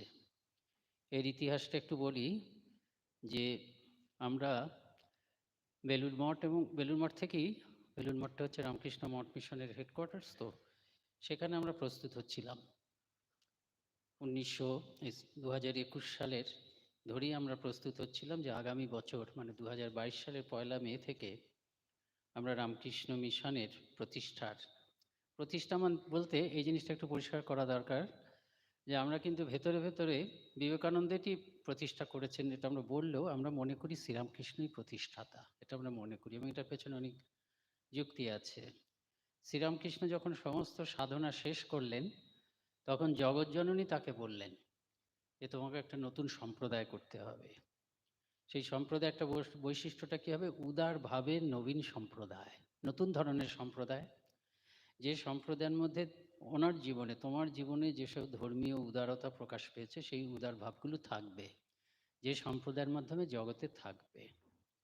এবং তিনি তার এবং এই উদার ভাবের সম্প্রদায় গড়ার জন্য যারা যারা আসবে, শ্রীরামকৃষ্ণের উপলব্ধিটা হয়েছিল 1873-74 এরকম সাল নাগাদ। তখন স্বামী বিবেকানন্দের বয়স 10-11 এবং শ্রীরামকৃষ্ণকে জগৎজননী দেখিয়ে দিয়েছিলেন। এগুলো যদি আপনারা বিশ্বাস না করেন ক্ষতি নেই, কিন্তু এগুলো তার জীবনীর মধ্যে আছে, আমরা এগুলোকে বিশ্বাস করি। বিশ্বাস না করলেও কিছু যায় আসে না। যেটা হয়েছে, যে সংঘটা হয়েছে শ্রীরামকৃষ্ণের ভাবে, সেটাই হচ্ছে আসল কথা। তা তিনি তাকে দেখিয়েও দিলেন যে কারা কারা আসবে এই সংঘটা গড়তে, যারা স্তম্ভ হবে।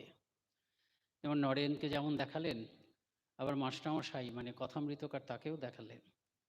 অর্থাৎ এই ভবিষ্যৎ সংঘটা হবে যে সন্ন্যাসীরা হয়তো কেন্দ্রে থাকবে, কিন্তু সন্ন্যাসী এবং গৃহীদের সম্মিলিত সংঘ হবে। এবং যখন এক একজন করে আসছে তিনি চিনতে পারছেন। নরেন্দ্রনাথ যখন এলেন তখনও চিনতে পারছেন। আপনারা অন্তত নরেন্দ্রনাথের সঙ্গে তার যে সাক্ষাৎকারটা হয়েছিল সেটা অনেকেই জানেন। অন্যান্য পার্শ্বদের সঙ্গে তার যে প্রথম সাক্ষাৎকার সেটা হয়তো আমরা সবাই জানি না। নরেন্দ্রনাথও অবাক হয়ে গেছিল যে আমি একজন অপরিচিত মানুষকে দেখতে এসেছি, কিন্তু তিনি খুব পরিচিতের মতন ব্যবহার করছেন। তা যাই হোক, তিনি বুঝলেন এই হচ্ছে লিডার হবে। সেই জন্য সবসময় নরেন্দ্রকে তিনি আলাদা করে ডেকে ডেকে বলে দিয়েছিলেন কিভাবে হবে। সেই জন্য আমরা যেটা বলে থাকি, এবং নরেন্দ্রনাথকেই তিনি বলেছিলেন একটা সংঘ করতে হবে দেহত্যাগের আগে। তা আমাদের যেটা সঠিক কথা আমরা যেটা বলি, মানে সঠিক যে কথাটা আমাদের বলা উচিত এবং বলে থাকি, সেটা হচ্ছে শ্রীরামকৃষ্ণ হচ্ছে আমাদের এই রামকৃষ্ণ মঠ এবং রামকৃষ্ণ মিশনের প্রতিষ্ঠাতা। এটা বলতে গিয়ে বিবেকানন্দের কৃতিত্বকে ক্ষুণ্ণ করা হচ্ছে না। আর বিবেকানন্দ যেটা করলেন, শ্রীরামকৃষ্ণের কাছ থেকে তিনি যে ভাবগুলো শুনেছিলেন তাকেই একমাত্র বলেছেন এবং তিনিই একমাত্র বুঝতে পেরেছেন। এটা মনে রাখতে হবে। শ্রীরামকৃষ্ণ পরবর্তীকালে স্বামীজি বলতেন যে Sri Ramakrishna he was that great life, he did not understand himself, how great he was, he did not understand, he lived that life and left it for me to interpret. তিনি নিজেও জানতেন না তিনি কত বড়। তিনি আপন মনে একটি ঈশ্বরকেন্দ্রিক জীবনযাপন করে চলে গেলেন এবং জীবনটাকে রেখে গেছিলেন আমার জন্য। আমি এটার ভাষ্যপাঠ করলাম এবং এই ভাষ্যপাঠ করে তিনি এই সংঘটা করেছেন। দেশ বিদেশ ঘুরে তিনি আরও বেশি তার এই সংঘের ধারণাটা দৃঢ় হলো যে গুরুদেব যেটা বলেছিলেন যে অর্গানাইজেশন না হলে কোনো কাজ হয় না, সেটা তিনি বুঝতে পারলেন এবং 1897 খ্রিস্টাব্দের 1 মে সেটিকে তিনি প্রতিষ্ঠা করলেন, সকলের সামনে ঘোষণা করলেন। তা আমরা যখন যে কথাটা বলছিলাম যে 2021 সালের শেষ থেকে যখন আমরা প্রস্তুত হচ্ছি যে আগামী 1 মে থেকে আমরা এই 125 বছরের কাজকর্ম শুরু করব, সেই সময় আমরা মানে একেবারে মানে না চাওয়াতে একেবারে আনশট ফর আমরা সেন্ট্রাল গভর্নমেন্ট, ভারতবর্ষের সরকার, কেন্দ্রীয় সরকারের কাছ থেকে একটা চিঠি পেলাম department of culture, ministry of culture থেকে, যে আপনারা যে এই করতে যাচ্ছেন শিগগিরই আপনারা তার সম্বন্ধে কিছু প্রস্তাব দিন, কিছু প্রজেক্ট প্রপোজাল দিন। তখন আমরা প্রজেক্ট প্রপোজাল দিয়েছিলাম খুব তাড়াহুড়ি করে এবং তার মধ্যে নানা রকম ছিল। কিছু কিছু সেবা কাজের প্রকল্প ছিল, যেমন যেসব জায়গাতে খুব বন্যা হয় বা সাইক্লোন হয় সেসব জায়গাতে কয়েকটা শেল্টার হাউস আমরা যাতে করতে পারি, এরকম কিছু ছিল। ছাত্রদের মধ্যে ছাত্রদেরকে ইন্সপায়ার করা কিছু ইনোভেটিভ কিছু ক্রিয়েশনের জন্য কিছু যেগুলি সমাজের কাজে লাগবে। তারপরে আমরা এটা হচ্ছে ইন্টারফেথ কনফারেন্স বা সেমিনার, কিছু জাতীয় পর্যায়ে আন্তর্জাতিক পর্যায়ে আমরা কয়েকটা প্রস্তাব দিয়েছিলাম। এবং ইন্ট্রাফেথ আন্তর্ধর্ম, হিন্দু ধর্মের মধ্যে যে বিশেষ শাখা প্রশাখা আছে তাদের মধ্যে একটা সম্মেলন, তারা কিভাবে একসঙ্গে চলতে পারে। সমন্বয়, তো শ্রীরামকৃষ্ণ সমন্বয়ের অবতার ছিলেন। সমন্বয় দরকার আমাদের বিভিন্ন ধর্মের মধ্যে, হিন্দু ধর্মের বিভিন্ন শাখা প্রশাখার মধ্যে, আবার সমন্বয় দরকার বিভিন্ন ধর্মের মধ্যে। তিনি সমন্বয় মূর্তি ছিলেন, সমন্বয়ের অবতার। তা এইটা যখন এগুলো সব ওরা অনেকগুলোই অ্যাপ্রুভ করলেন, এবং 5টা জায়গায় আপনারা শুনেছেন আমাদের যিনি ঘোষক সঞ্চালক তিনি বলেছেন 5টা জায়গায় আমরা করব বলে প্রস্তাব দিয়েছিলাম ওদের কাছে, এবং ওরা সেগুলো অ্যাপ্রুভ করেছেন। তার মধ্যে নবদ্বীপটাকে আমরা সুস্পষ্ট কারণেই আমরা বেছেছিলাম, কেননা এখানেই আগের অবতার এসেছিলেন, মহা অবতার, কাজে এখানে করেছিলাম। এবং এরা সব এই অমরেশ্বরানন্দজির নেতৃত্বে এবং তার সহযোগী শিহরণবাবু এবং অন্য সবাই মিলে একসঙ্গে করে খুব সুন্দরভাবে এটা আয়োজন করছেন দেখতে পাচ্ছি। আমরা আশা করিনি এত বড় ব্যাপকভাবে করবেন, সেখানে আমরা দাঁড়িয়ে আছি আজকে। তা আন্তর্ধর্ম সম্মেলন, হিন্দু ধর্মের বিভিন্ন শাখা প্রশাখাগুলোকে, কয়েকটি শাখা প্রশাখার মধ্যে পরস্পর কিভাবে আলোচনা করা যায়, তাদের বৈশিষ্ট্য, সেই নিয়ে এটা সম্মেলন। আমরা জানি যে স্বামীজি বারবার ধরে বলেছেন যে ধর্মই হচ্ছে ভারতবর্ষের প্রাণ। এরকম কথা তিনি বলেছেন যে ভারতবর্ষের মানুষ তারা ধর্মের ভাবে খায়, ধর্মের ভাবে ঘুমোয়, ধর্মের ভাবে এমনকি চুরি ডাকাতি পর্যন্ত করে।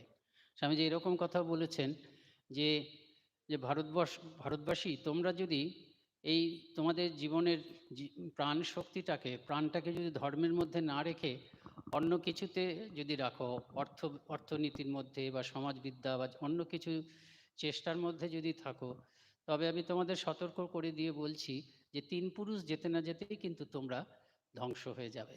এতটাই ভারতবর্ষ সম্বন্ধে বলেছেন স্বামীজি। এখন স্বামীজি ভারতবর্ষ সম্বন্ধে এই যে ধর্মকে যে একটা গুরুত্ব দিয়েছেন, ঠিক এরকম একটা মানে স্বামীজি তো বলতেই পারেন তিনি নিজে ধর্মজগতের মানুষ, এরকম একটা আমাদের মনে হতে পারে। তা আরেকজন অন্য জগৎ মানে তিনি খুব মহাপণ্ডিত ছিলেন, কাশীতেই তার জীবন কেটেছে, ডক্টর ভগবান দাস, আপনারা পুরনো লোকেরা তার নাম জানেন। তিনিই কিন্তু স্বাধীন ভারতে প্রথম ভারতরত্ন পেয়েছিলেন।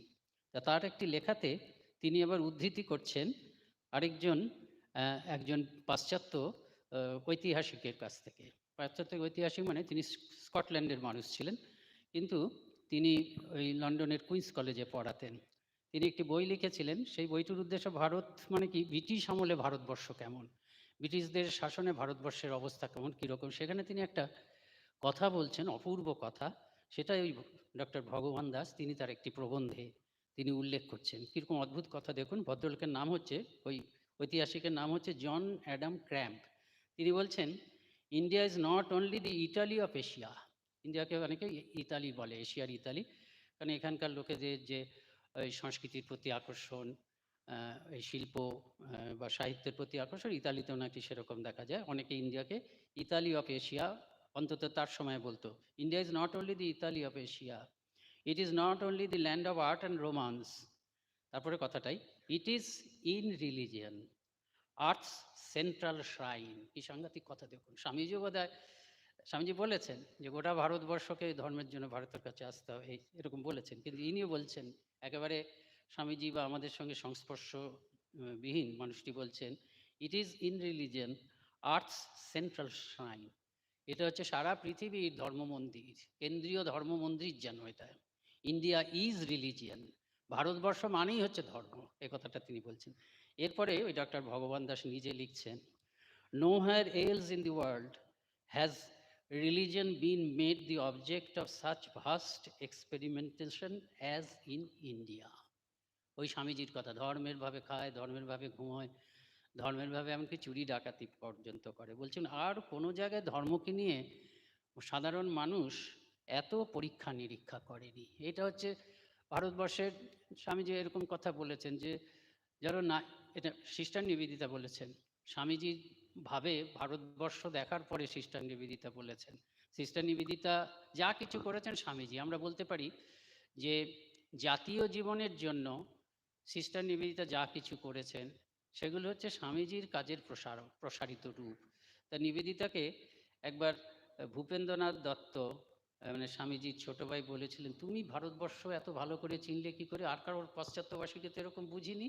তখন সিস্টার নিবেদিতা উত্তর দিয়েছেন, তুমি একটা জিনিস ভুলে গেলে, আমাকে কে ভারতবর্ষ চিনিয়েছিল, অন্য ইউরোপিয়ানদের কে ভারতবর্ষ চিনিয়েছিল, মূর্তিমান যিনি ভারতবর্ষ, তিনি আমাকে ভারতবর্ষ চিনিয়েছেন। তা সেই নিবেদিতা বলছেন, এই ভারতের মনটা, ভারতের মানুষকে সব সময় কৌতূহলী করেছে, আকর্ষণ করেছে এই ধর্মীয় ব্যাপারটা।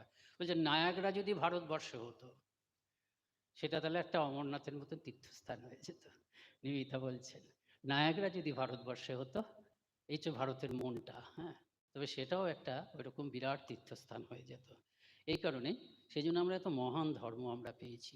এই দেশের মানুষ, তারা ধর্ম ছাড়া আর কিছু বোঝে না। আরেকটা কি স্বামীজি বলছেন যে স্বাধীনতাই হচ্ছে উন্নতির প্রধান শর্ত। Freedom is the first condition of growth. যে স্বাধীনতা দিলে যে কোনো মানুষ উন্নতি লাভ করতে পারে। তিনি বলছেন আমরা ধর্মের ক্ষেত্রে স্বাধীনতা দিয়েছি, স্বাধীন একদম। সেই জন্য আমরা এমন মহান ধর্ম পেয়েছি, আমরা এরকম ব্যাপক ধর্ম পেয়েছি, আমরা এরকম বহু এবং বিচিত্র ধর্মচিন্তা পেয়েছি। ভারতবর্ষের মানুষ, আপনারা এটা জানেন যে ভারতবর্ষের মানুষ প্রথম মানে ভারতবর্ষ মানে অতীত ভারতবর্ষের মানুষ, তারা প্রথম নিজেদের ধর্মকে হিন্দু ধর্ম বলে, হিন্দু ধর্ম অভিধাতে অভিহিত করেনি। যখন অন্য দেশের মানুষরা এলো, পারসিকরা এলো, তারা সিন্ধু নদীকে সিন্ধু বলতে পারে না, উচ্চারণ করতে পারেনি, হিন্দু নদী বলে। এবং আমরা বাস্তব জগতেও লক্ষণার দ্বারা এরকম বলে থাকি, কেউ লাল জামা পরে যাচ্ছে, ওই লাল জামা পরা ছেলে, ওই লাল জামাকে ডাকো, এরকম যেমন বলি। ওই হিন্দু নদীর পূর্ব পাড়ে যারা আছে তারা তাদেরকে হিন্দু বলতে শুরু করলো, এবং ওদের কথা শুনতে শুনতে আমরা বুঝলাম, আমরা হিন্দু অভিধাতে অভিহিত হলাম, এবং হয়ে আমাদের ধর্মটাকেও হিন্দু ধর্ম বললাম। এটাতে কোনো লজ্জার কিছু ব্যাপার নেই। কিন্তু তার আগের পর্যন্ত আমরা আমাদের ধর্মকে ধর্ম বলে জানতাম, বা সনাতন ধর্ম বলতাম। এটা এখনও আছে, সনাতন ধর্ম মানেই হচ্ছে হিন্দু ধর্ম। সনাতন ধর্ম বলে জানতাম, বা শুধু ধর্ম বলে জানতাম। যেমন আকাশ হচ্ছে সর্বাবগাহী, বাতাস সর্বাবগাহী, তেমনি আমরা ভাবতাম যে ধর্মও সর্বাবগাহী। সারা পৃথিবীর মানুষের জন্য বাতাস যেমন সারা পৃথিবীর মানুষের, ধর্মও সারা পৃথিবীর মানুষের। আকাশ যেমন সারা পৃথিবীর মানুষের, আকাশ থেকে যখন বৃষ্টি হয় তা যেমন সবাইকে তীর্থ করে, তেমনি ধর্ম রয়েছে আমাদের সকলের জন্য। সেই ধর্মকে সঙ্গে আমি যোগ স্থাপন করছি, এবং আমার নিজের মতন করে আমি সেই ধর্মকে ব্যবহার করছি। ওই যে আপন মনের মাধুরী মিশা এসব কথাগুলো আছে না, আমি নিজের মতন করে আমাদের ধর্মকে ব্যবহার করেছি। করতে করতে কী হচ্ছে, আমাদের প্রত্যেকের জন্য যেন আলাদা ধর্ম হয়েছে। স্বামীজি বলতেন, আপনি বিভিন্ন বক্তৃতাতে বলছেন যে আপনাদের অনেকেরই হয়তো খুব মহা দুশ্চিন্তার কারণ যে পৃথিবীতে এত ধর্ম কেন। কিন্তু আমি খুব খুশি যে এতগুলো ধর্ম পৃথিবীতে আছে। তার ফলে কত মানুষের নিজের মতন করে এই ভগবানের দিকে এগোনোর সুবিধা হয়েছে। আমি আরও খুশি হতাম যদি দেখতাম যে পৃথিবীর প্রতিটি মানুষের জন্য আলাদা আলাদা করে একটা ধর্ম রয়েছে। আমাদের তাই, অ্যাকচুয়ালি আমাদের তাই, যে প্রত্যেকটা মানুষের ধর্ম আলাদা, যার জন্য আমাদের এই যে ধর্মের বিরাট কাঠামো, আমাদের পছন্দ করার ক্ষমতা আছে, আমাদের পছন্দ করার অধিকার আছে। আমরা ভগবানকে কীরকমভাবে পছন্দ করব সেই অধিকার, দ্যাট ইজ স্যাংশন বাই আমাদের গুরুরা জিজ্ঞেস করেন, অথবা গুরুরা নিজেই বুঝতে পারেন তোমার ইষ্ট দেবতাকে বা ইষ্ট দেবীকে। নিবেদিতা যখন এই কথাটা জানলেন, তিনি তো ভারতবর্ষকে চিনছেন এবং চিনেছেন, তখন শিহরিত হচ্ছেন একেবার, যে ভারতবর্ষের কত মহিমা তিনি দেখতে পাচ্ছেন, কি বিশালতা, কি গভীরতা। নিবেদিতা এইটাকে নিয়ে খুব উচ্ছ্বাস প্রকাশ করছেন। যে ধর্ম বলছে এক ভগবান, যে ভগবান কখনো দুই হয় না, একম সৎ বিপ্রা বহুধা বদন্তি, সেই ধর্মই আবার ইষ্ট দেবতা এবং ইষ্ট দেবীর প্রভিশন রেখেছেন। এই যে বহু এবং ইন্ডিভিজুয়ালিটি, এক এবং বহুত্বর, যে দুটোরই যে স্কোপ, দুটোকেই যে স্থান দেওয়া, এইটাই হচ্ছে আমাদের ধর্মকে একই সঙ্গে বিচিত্র বহু করেছে, আবার একই সঙ্গে বিচিত্র এবং বহু ধর্মকে মানে একটা শিকড়ের সঙ্গে বেঁধেছে, একটা মূলের সঙ্গে বেঁধেছে।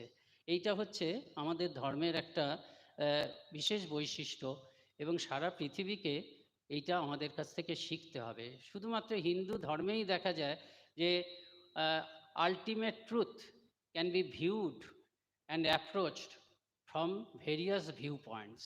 এইটা হচ্ছে দেখা যায় ultimate truth or ultimate reality, যেটা শেষ সত্য, সেটাকে বিভিন্ন দিক থেকে তাকে দেখা যাবে। এটা যে অনুমোদিত এবং সেটাই দরকার, সেটা যে একেবারে বাস্তব স্বাভাবিক এবং সেটার দিকে এগোনো যাবে বিভিন্নভাবে, এটা আমরা হিন্দু ধর্মের মধ্যে থেকেই দেখছি। হিন্দু ধর্মের মধ্যে এটা আমরা দেখছি। স্বামীজি একটা কথা বলছেন, ওই যখন ফিরে এলেন, ফিরে এসে তিনি যে বক্তৃতাগুলো দিলেন, যেগুলোকে আমরা বলি যে দি লেকচার্স দ্যাট অ্যাওয়েকেন্ড ইন্ডিয়া, ওই 1897 খ্রিস্টাব্দে তো স্বামীজি ফিরলেন, জানুয়ারি মাসে স্বামীজি ফিরলেন, সেগুলো সব পাওয়া যায়। Lectures from Colombo to Almora বলে একটা বইয়ের মধ্যে পাওয়া যায়। কলম্বো থেকে নামলেন, নেমে একেবারে এই ভারত কলকাতা এলেন, আবার গেলেন আলমোড়া পর্যন্ত। এই বক্তৃতাগুলো পড়েই, এই বইটারই দু একটা পাতা পড়ে নেতাজি সুভাষচন্দ্র বুঝতে পেরেছিলেন যে আমি এই জিনিসই চাচ্ছিলাম, এবং তার জীবনটা পাল্টে গেছিল। তা সেইখানে একটা বক্তৃতাতে তিনি বলছেন যে আমাদের যদি জাতি হিসাবে সংঘবদ্ধ শক্তিশালী হতে হয়, হওয়ার খুব প্রয়োজন। জাতি হিসাবে সংঘবদ্ধ শক্তিশালীটা কিভাবে আমরা হব?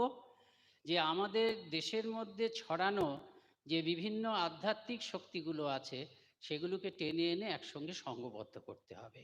এইটাই আমাদের সম্বন্ধে তো একটা অভিযোগ অনেকে করে যে আমরা কখনো নেশন বা জাতি ছিলাম না। এই ব্রিটিশরা এলো, তারাই আমাদের মধ্যে এই জাতিত্ব বা নেশনহুডটা জাগালো। এটা স্বামীজি এবং স্বামীজির ভাব অনুযায়ী নিবেদিতা খুব সুন্দর হয়ে গেছে সময়। স্বামীজির ভাব অনুযায়ী নিবেদিতা খুব এটার প্রতিকার করেছেন, প্রতিবাদ করেছেন যে দেখো, বাহ্যিক দৃষ্টিতে তুমি যদি তাকাও, আমাদেরকে জাতি বলা যাবে না, কিন্তু দেখতে হবে হচ্ছে এই ধর্মীয় আকাঙ্ক্ষাগুলো আমরা কিভাবে পূরণ করেছি। সেই জায়গায় কিন্তু কোনো আঘাত লাগেনি, সেই জায়গায় কিন্তু এক জাতি সবসময় বিরাজ করছে। তা নিবেদিতা উদাহরণ দিচ্ছেন যে দেখো, আরেকটা কথা হচ্ছে, ভারতবর্ষ যে কখনো এক শাসকের অধীনে আসেনি, এই কথাটাও কিন্তু ঠিক না। মৌর্য যুগের যে ভারত, বা পরবর্তীকালে সুলতানি যুগের যে ভারত, বা তারপরে আমরা এমনকি মুঘল যুগের যে ভারত, সেই ভারতের আয়তন কিন্তু এখনকার ভারতের তুলনায় কম নয়, বা ব্রিটিশ ভারতের তুলনায় খুব বেশি কম নয়। বিশেষ করে মৌর্য ভারত যেটা, সেই ভারতের আয়তন সম্ভবত ব্রিটিশ অধীনস্থ ভারতের থেকে বেশি ছিল। কাজে আমরা যে এক শাসকের অধীনে কখনো আসিনি, এই কথাটা কিন্তু ঠিক নয়। যে এটা আমরা এসেছি, কিন্তু ভিন্ন ভিন্ন ক্ষুদ্র ক্ষুদ্র শাসকরা ছিল, কিন্তু সেই শাসকদের যে তারা যে ভেদ সৃষ্টি করছে, জিওগ্রাফিক্যাল ডিভিশন করছেন, সেটা বাইরে বাহ্যিক জগতে, কিন্তু অন্তরে অন্তরে সাধারণ মানুষ আধ্যাত্মিক যার যে সেন্টিমেন্ট, এবং আমাদের সংস্কৃতিটাও অধ্যাত্ম নির্ভর, আমাদের ধর্মভাব এবং সংস্কৃতিতে আমরা কিন্তু এক ছিলাম। নিবেদিত উদাহরণ দিচ্ছেন, দেখো চিরকাল ভারতবর্ষের মানুষ সারা ভারতবর্ষের সমস্ত প্রান্ত থেকে কাশীতে এসেছে। সে ভারতের শাসনকর্তা যেই হোক না কেন, সে মোগল আমলেও হয়েছে, সব আমলে হয়েছে, ইংরেজ আমলেও হয়েছে, যে সারা ভারত থেকে তারা এসেছে, কাশীতে এসেছে, সারা ভারত থেকে তারা বৃন্দাবন গেছে, সারা ভারত থেকে তারা পুরী গেছে, সারা ভারত থেকে তারা রামেশ্বর গেছে। কাজে ভারতবর্ষ জাতি হয়ে আছে, কিন্তু ওই ধর্মীয় যে ভাব, তার ভিত্তিতে, যার জন্য স্বামীজি বলছেন সেখানেই হয়েছে আমাদের জাতির শক্তি। আমাদেরকে যদি জাতি হিসাবে দাঁড়াতে হয়, তাহলে কি করতে হবে? স্বামীজি বলছেন, to awaken the common basis of Hinduism, to awaken the common basis of Hinduism and awaken the national consciousness is the future of our movement. আমরা এই যে স্বামীজি যে এসছেন, রামকৃষ্ণ বিবেকানন্দ যে এসছেন, তিনি যে দেশকে জাগাচ্ছেন একটা আন্দোলন, সেই আন্দোলনের লক্ষ্য স্বামীজি দেশের কাছে বলছেন যে কমন বেসিস অফ হিন্দুইজম, এই হিন্দু ধর্মের যে সাধারণ যে ব্যাপার, সাধারণ যে ভিত্তি, সেগুলোকে জাগ্রত করা এবং তার ভিত্তিতে জাতীয় চেতনা জাগানো, সেটাই হচ্ছে আন্দোলনের প্রধান। তা স্বামীজি এটা করেছেন, এবং আমাদের হিন্দু ধর্মের মূল ব্যাপার যেটা স্বামীজি বলেছেন, সংক্ষেপে বলছে, সবাই নিশ্চয়ই বলবেন, যে বেদের কাছ থেকে আমরা পেয়েছি। এই বেদ হচ্ছে সঞ্চিত জ্ঞানরাশি, কোনো বই নয়, যে সারা যুগ যুগ ধরে আধ্যাত্মিক সাধক তাদের অভিজ্ঞতা তারা কন্ট্রিবিউট করেছে। আজকাল ইন্টারনেট আসাতে আমরা এটা বুঝতে পারছি যে eternal bank of spiritual knowledge, এটা আমরা বলতে পারি, collective bank of spiritual knowledge, যেমন ইন্টারনেট যেমন সেখানে দিয়েছেন। এবং আমাদের এই বেদের জ্ঞানরাশির থেকে, যেগুলো প্রত্যেক হিন্দু ধর্মের প্রত্যেকটা শাখা সম্প্রদায়ের সাধারণ যে কতগুলো সত্য, তার মধ্যে মূল সত্য হচ্ছে কি, যে মানুষের দেবত্ব, আরেকটা কি, বহুত্বের মাঝে একত্ব। এই এই কথাটা বলছেন, বহুত্বের মাঝে একত্ব। কাজেই এই বহুত্বের মাঝে একত্বটাকে আমাদেরকে গ্রহণ করতে হবে। আমাদের থিম হচ্ছে ইউনিটি ইন ডাইভার্সিটি। তার মানে প্রত্যেকটা ধর্মপথ বিচিত্র হবে, কিন্তু প্রত্যেক মানুষ বিচিত্র পথে একের দিকে এগোবে, এটাই হচ্ছে ব্যাপার। সেজন্য স্বামীজি বলছেন যে হিন্দুদের কাছে কি হচ্ছে, the whole purpose of Hinduism is the travelling. আমরা ভ্রমণ করছি, এগিয়ে চলছি কোথায়? সেটা হচ্ছে lower truth to higher truth. যে যেখানে আছে, নিম্নতর সত্য থেকে উচ্চতর সত্যের দিকে আমরা এগোচ্ছি। এই কথাটা স্বামীজি বলেছেন তার আমেরিকার হিন্দু ধর্ম বক্তৃতার। আরেকটা কি, সবাই হচ্ছে দেবতা। এটা এই নয়, স্বামীজি বলছেন এটা এই নয় যে মানুষের পরিচয়টা কি, যে এটা এই নয় যে আমি একটা physical entity with some divine experience. যে আমি আসলে আমি এই জাগতিক বস্তু, শারীরিক বস্তু, আমার অস্তিত্বটা শারীরিক, কিন্তু মাঝে মাঝে আমার মধ্যে যেন কিছু দৈবী অনুভব আছে, তা না। I M a divine entity with occasional physical or worldly experience. আমি আসলে হচ্ছে দেবতা, আমি আসলে দেবতা, মাঝে মাঝে আমার মধ্যে জাগতিক অনুভব আসছে, এই দেবত্ব। স্বামীজি শিকাগোতে গিয়ে বললেন না, সবাই স্তম্ভিত হয়ে গেল, তোমাদের ধর্ম পাপী বলে? Sinners, it is a sin to call a man so, it is a standing libel on human nature. সেই ওই মারি লুইবার্কের বইয়ে প্রকাশিত হয়েছে যে তারা বলছেন, একজন হকিন্স বলে এক ভদ্রলোক, তিনি পরে নামকরা অর্থনীতিবিদ হয়েছিলেন, তিনি ওখানে উপস্থিত ছিলেন। স্বামীজি যখন বলছেন sinners, it is a sin to man a so, আমি তোমাদের অমৃতের পুত্র বলে, I want to address you as children of immortal bliss, এই কথাটা বলেছেন। ওরা স্তম্ভিত হয়ে গেছে, চুপ। গোটা হলে একটা পিন পর্যন্ত পড়ছে না, পিন পর্যন্ত পড়লেও যেন শব্দ হয়। তারপরে এর কী বলতে যাচ্ছে, তিনি পরে লিখেছেন, কি সাংঘাতিক কথা, Sinners, it is A swing two call a man so, এটা তো ভাবা যায় না, ইট is a standing libel on human nature. তারপর আরেকটা বক্তৃতায় স্বামীজি বললেন যে ওদেরই পাপতত্ত্ব দিয়ে, ওদের পাপতত্ত্বকে ক্ষুণ্ণ করলেন, খণ্ডন করলেন কীভাবে, যে তিনি বললেন যে when Adam fail from purity, so purity is your Real nature. ওই পাপি বলছো, আপেল ফলটা খেলো পাপি হয়ে গেল, ওটাকে তুমি অরিজিন ধরছো। আর একটু পেছনে গিয়ে যখন তারা স্বর্গোদ্যানে একেবারে দেহবুদ্ধিহীন হয়েছিল, অর্থাৎ আত্মস্বরূপে প্রায় লীন হয়েছিল, সেই অবস্থাটাকে বলছো না কেন? When Adam fell, he fell from purity. So purity is our real nature, and going back to that purity is the purpose of every religion. তো আমাদের হিন্দু ধর্মের প্রত্যেকটা অংশের লক্ষ্য হচ্ছে যে আমরা দেবত্বে ফিরে যাব। যে নানা শাখা আছে, কিন্তু একটা উন্নত অবস্থার থেকে আমি এই অবস্থায় হয়েছে, I am not happy with my present condition, it is A fallen state, so I will go back to my initial stage of purity. সমস্ত ধর্মের মধ্যে দিয়ে কোনো মানুষ নিজেকে পাপী ভাবে না, মাঝে মাঝে পাপী যেন হয়ে যাচ্ছে ভেবে কষ্ট পায়, কিন্তু আমার ভেতরে একটা আলাদা সত্তা আছে, আমি সেখানে পৌঁছবো। আমাদের ভূতেশানন্দজি মহারাজ ছিলেন 12 নম্বর প্রেসিডেন্ট। তিনি খুব মানে বড় বড় সুন্দর সুন্দর কথাগুলো খুব সরলভাবে, মহাপণ্ডিত ছিলেন, মানে মানে স্বাভাবিকভাবে বলতেন। তিনি একটা কথা বলতেন মজার, দেখো গরুকে কেউ বলে না যে ভালো গরু হও, কেন গরু জন্মগ্রহণ করেছে, তার সঙ্গে সঙ্গেই তার গরু জীবন সার্থক হয়েছে। কিন্তু মানুষ কিন্তু জন্মের মাধ্যমে, জন্মানোর সঙ্গে সঙ্গেই তার জীবনের লক্ষ্যে পৌঁছয় না, তার আকাঙ্ক্ষা পূরণ হয় না। যার জন্য মানুষকে বলা হয় মানুষ অভাবা, দেবত্ব, স্বরূপত দেবত্ব, কিন্তু প্রকাশিতভাবে আমরা তো দেবতা নই এক্ষুনি, কিন্তু স্বরূপত দেবত্বে ফিরে যাওয়া, এটাই হচ্ছে আমাদের প্রত্যেকটা ধর্মের প্রত্যেকটা শাখার, হিন্দু ধর্মের প্রত্যেকটা শাখার লক্ষ্য।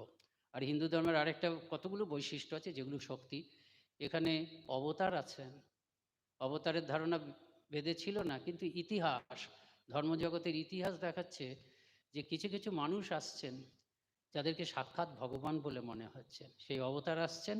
অবতার এসে সেই শ্রুতি আর স্মৃতি দুটো দিক আছে, অর্থাৎ চিরন্তন সত্যটা যুগের সঙ্গে নিজেকে অ্যাডাপ্ট করবে, চিরন্তনত্বটাকে অক্ষুণ্ণ রেখে তার জন্য স্মৃতি আছে। সেজন্য স্মৃতি তো চিরস্থায়ী হতে পারে না, স্মৃতি পাল্টে যাবে, টাইম এগোচ্ছে, যুগ এগোচ্ছে, জীবন এগোচ্ছে।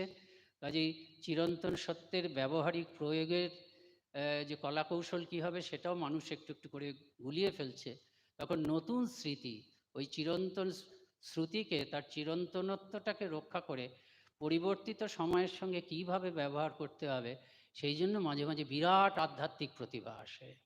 এমন আধ্যাত্মিক প্রতিভা আমরা বুঝি যে আমাদের পক্ষে পরিবর্তিত যুগের প্রয়োজন অনুযায়ী সেই চিরন্তন সত্যের ব্যাখ্যা আমাদের আধ্যাত্মিক প্রতিভার দ্বারা সম্ভব হয় না।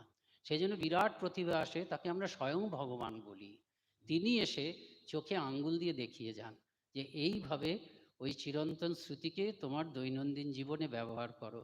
তারপরে কি হচ্ছে, তুমি পরিবর্তিত অবস্থার সঙ্গে খাপ খাইয়ে পরিবর্তিত অবস্থার সঙ্গে তো তোমাকে নদী বইছে, তোমাকে বাইতেই হবে, কিন্তু সেই সঙ্গে সঙ্গে তোমার যে ইটার্নাল যে সোর্স সেটাকেও তুমি ধরে রাখতে পারবে। এই কারণেই এরা সব আসেন। শেষকালে এসেছেন শ্রীরামকৃষ্ণ। তা লীলা প্রসঙ্গকার বলছেন যে শ্রীরামকৃষ্ণের যখন সব সাধনা হয়ে গেছে, তিনি তো প্রথমে নিজেকে অবতার বলে বুঝতে পারেননি। তিনি নিজের দিকে তাকিয়ে এবং বাইরের সাধক সম্প্রদায়ের দিকে তাকিয়ে খুব অবাক হতেন। লীলা প্রসঙ্গকার বলছেন যে তিনি তার অন্তরের দিকে তাকিয়ে দেখতেন যে সেখানে কোনো ভেদ নেই। সমস্ত সাধক সম্প্রদায়কে তিনি, যতই বিভিন্ন হোক, সকলকে তিনি ভালোবেসে সরল কৌতূহল সহকারে তিনি গ্রহণ করতে পারছেন। অথচ বাইরে সাধারণ মানুষের সঙ্গে তো মধ্যে তো ধর্মমত নিয়ে বিরোধ আছেই। যারা এগিয়ে গেছেন, এমনকি যারা সিদ্ধ হয়ে গেছেন, তাদের মধ্যেও বিরোধ। তিনি এটার কোনো সমাধান করতে পারতেন না। তারপরে যখন তিনি, এটা প্রত্যেক অবতারেরই এরকম হয়, প্রথমে তারা বুঝতে পারেন না যে তারা যে স্বয়ং ভগবান। কেন বুঝতে পারেন না? বুঝতে পারলে তাদের সাধনাগুলো জেনুইন হবে না। চৈতন্যদেব সম্বন্ধেও বলা হচ্ছে, হরি হয়ে বলছেন হরি, হরি নিজে অথচ হরি হরি বলে কাঁদছেন। এই অজ্ঞানতাটা তারা রাখেন তাদের উপরে আমাদের কল্যাণ করার জন্য।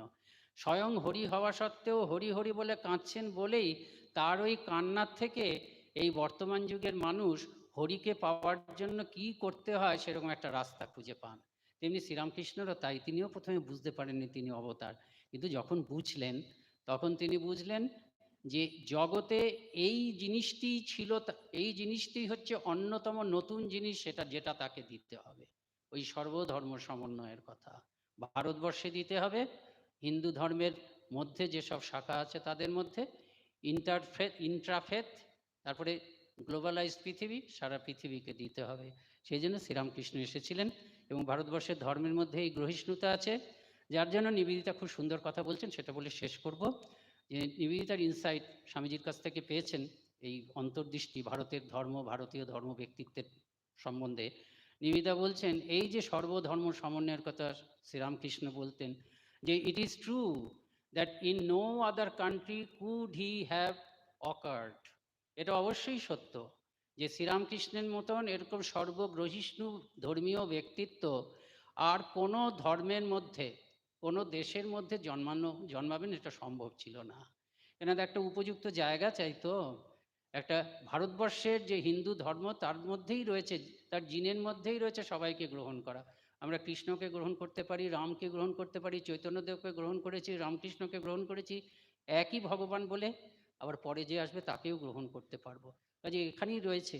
এটা তো অনুকূল ল্যাবরেটরি চাই গোটা ভারতবর্ষে। আজকে শিবরণবাবুর সাথে কথা বলছিল যে একজন গবেষকের অনুকূল ল্যাবরেটরি চাই, ইনফ্রাস্ট্রাকচার চাই। তা ওই যে ধর্ম নিয়ে শ্রীরামকৃষ্ণের জন্য ভারতবর্ষটা হচ্ছে সেই অনুকূল গবেষণাগার। সেই জন্য বলছেন আর কোনো দেশে শ্রীরামকৃষ্ণের জন্ম সম্ভব ছিল না।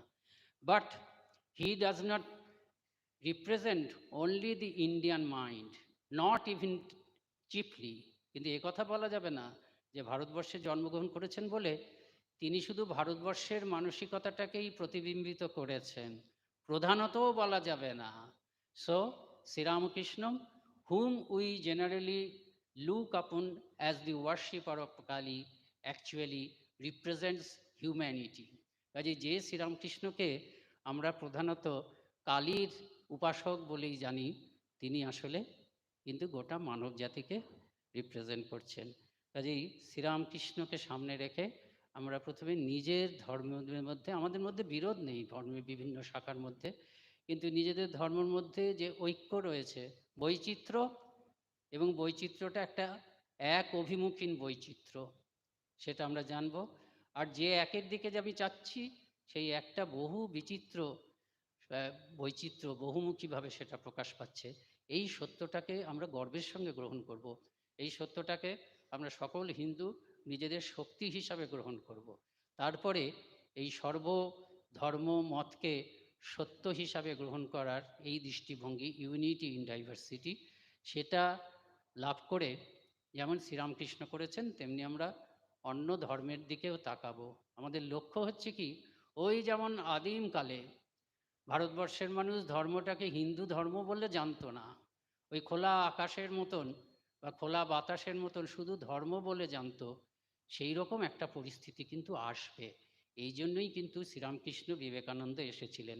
এবং বিবেকানন্দের একটা খুব সুন্দর কথা আছে, তিনি বলছেন, mankind ought to be taught that religions of the world are but varied expressions of the religion. এই দি রিলিজন যখন বলছেন, আটটা ক্যাপিটাল, which is oneness, ওটা capital. Mankind ought to be taught that religions of the world are but varied expressions of the religion which is oneness.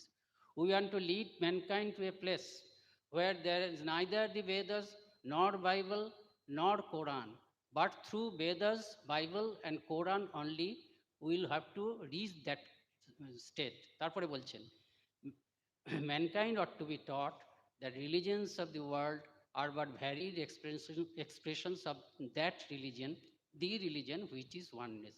সেই ধর্ম মানে ধর্ম, কোনো আলাদা ধর্ম নেই। সেই অবস্থার দিকে যাওয়ার জন্যই, নিয়ে যাওয়ার জন্যই শ্রীরামকৃষ্ণ বিবেকানন্দের আবির্ভাব। নমস্কার।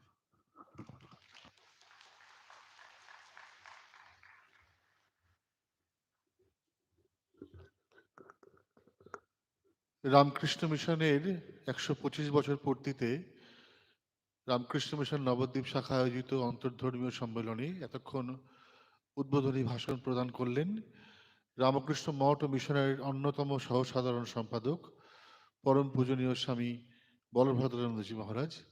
পূজনীয় মহারাজজি দাতল চরণে আমাদের সমবেত সভক্তি প্রণাম জানাই এবং ধন্যবাদ জানাই। এত দূর থেকে তিনি আমাদের আহ্বানে সাড়া দিয়েছেন। আমরা প্রার্থনা করি আমরা আগামীতেও যেন মহারাজজিকে এভাবে পেতে পারি। এর পরবর্তী অংশের সঞ্চালনার জন্য আমি মঞ্চে ডেকে নিচ্ছি রামকৃষ্ণ মিশন নবদ্বীপ শাখার সভাপতি গবেষক অধ্যাপক ডক্টর শিহরণ চক্রবর্তী মহাশয়কে।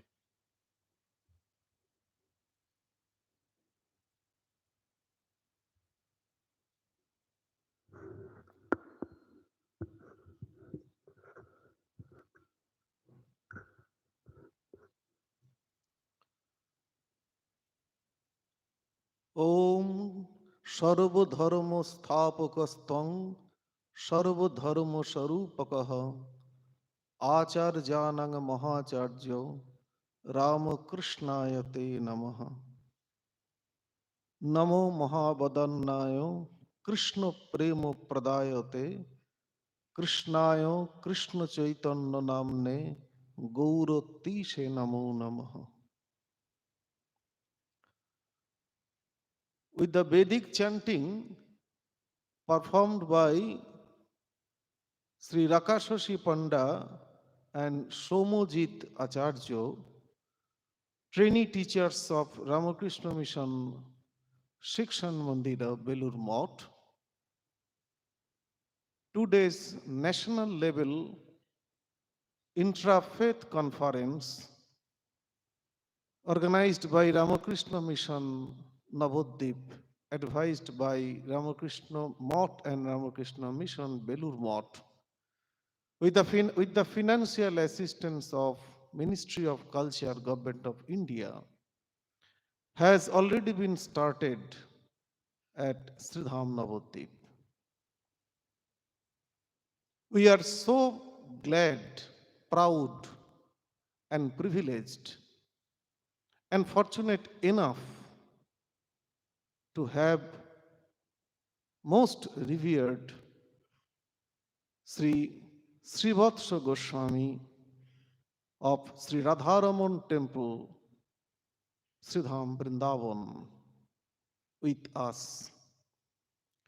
for delivering keynote address in this auspicious evening. Most respected Srivatsa Goswamiji was the professor of School of Divinity, Harvard University, United States of America. We humbly offer our deep regards, pranams, and we are really grateful to him.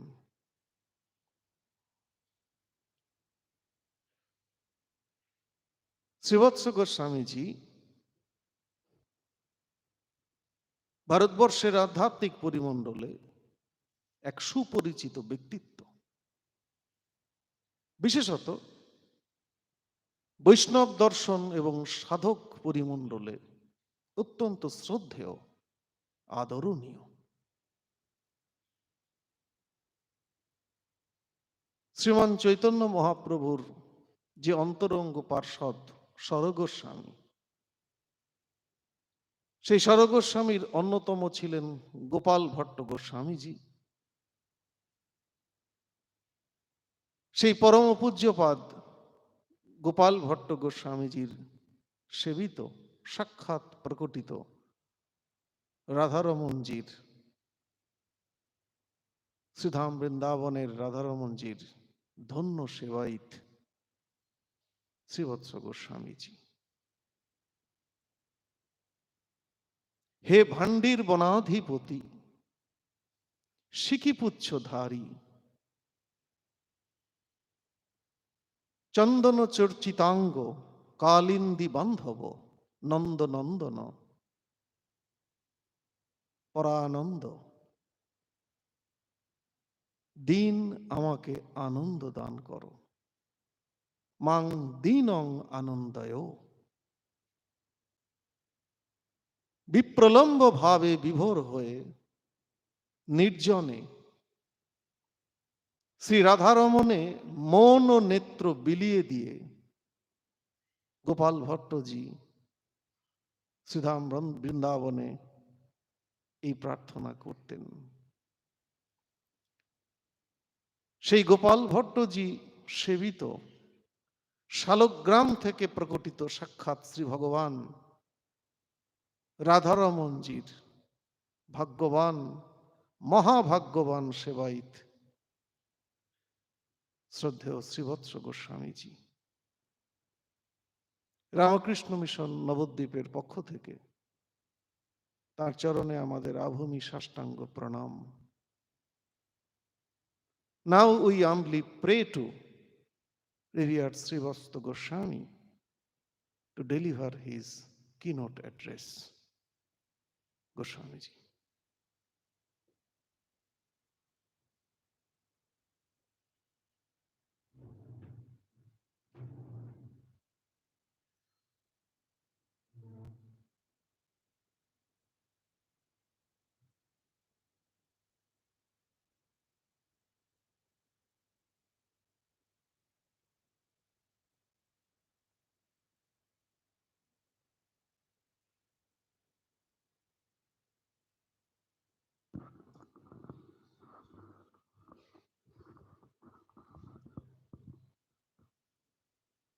नमोस्तुनन्ताय सहस्रमूर्तये सहस्रपादाख्यशिरोरुभावे सहस्रनाम्ने पुरुषाय शाश्वते सहस्रकोटियुगधारिणे नमः। आनन्दलीलामयविग्रहाय हेमावतिभ्यच्छविसुन्दराय तस्मै महाप्रेमरसप्रदाय श्रीचैतन्यचन्द्राय नमो नमस्ते। श्रीरूप सनातन भट्ट रघुनाथ श्रीजीव गोपाल भट्ट दास रघुनाथ एछाय गोसाईर करि चरण बंदन যাহা হইতে বিঘ্ন নাশ অভীষ্ট পূরণ। भक्त भक्ति भगवंत गुरु चतुर नाम वपु एक, इनके पद वंदन करूं नासे विघ्नानि। সমুপস্থিত সমস্ত গুরুজন আর সকল বৈষ্ণব বৃন্দের চরণে আমার প্রণাম গ্রহণ করবেন। I am really feeling blessed to be present here at this historic celebration of the 125th anniversary of the founding of the mission. A history epiphany moment 125 years back, and in the glory of that we are here today. This intra-faith meeting, I think it is an appropriate response to the universal wisdom, process and goal of humanity.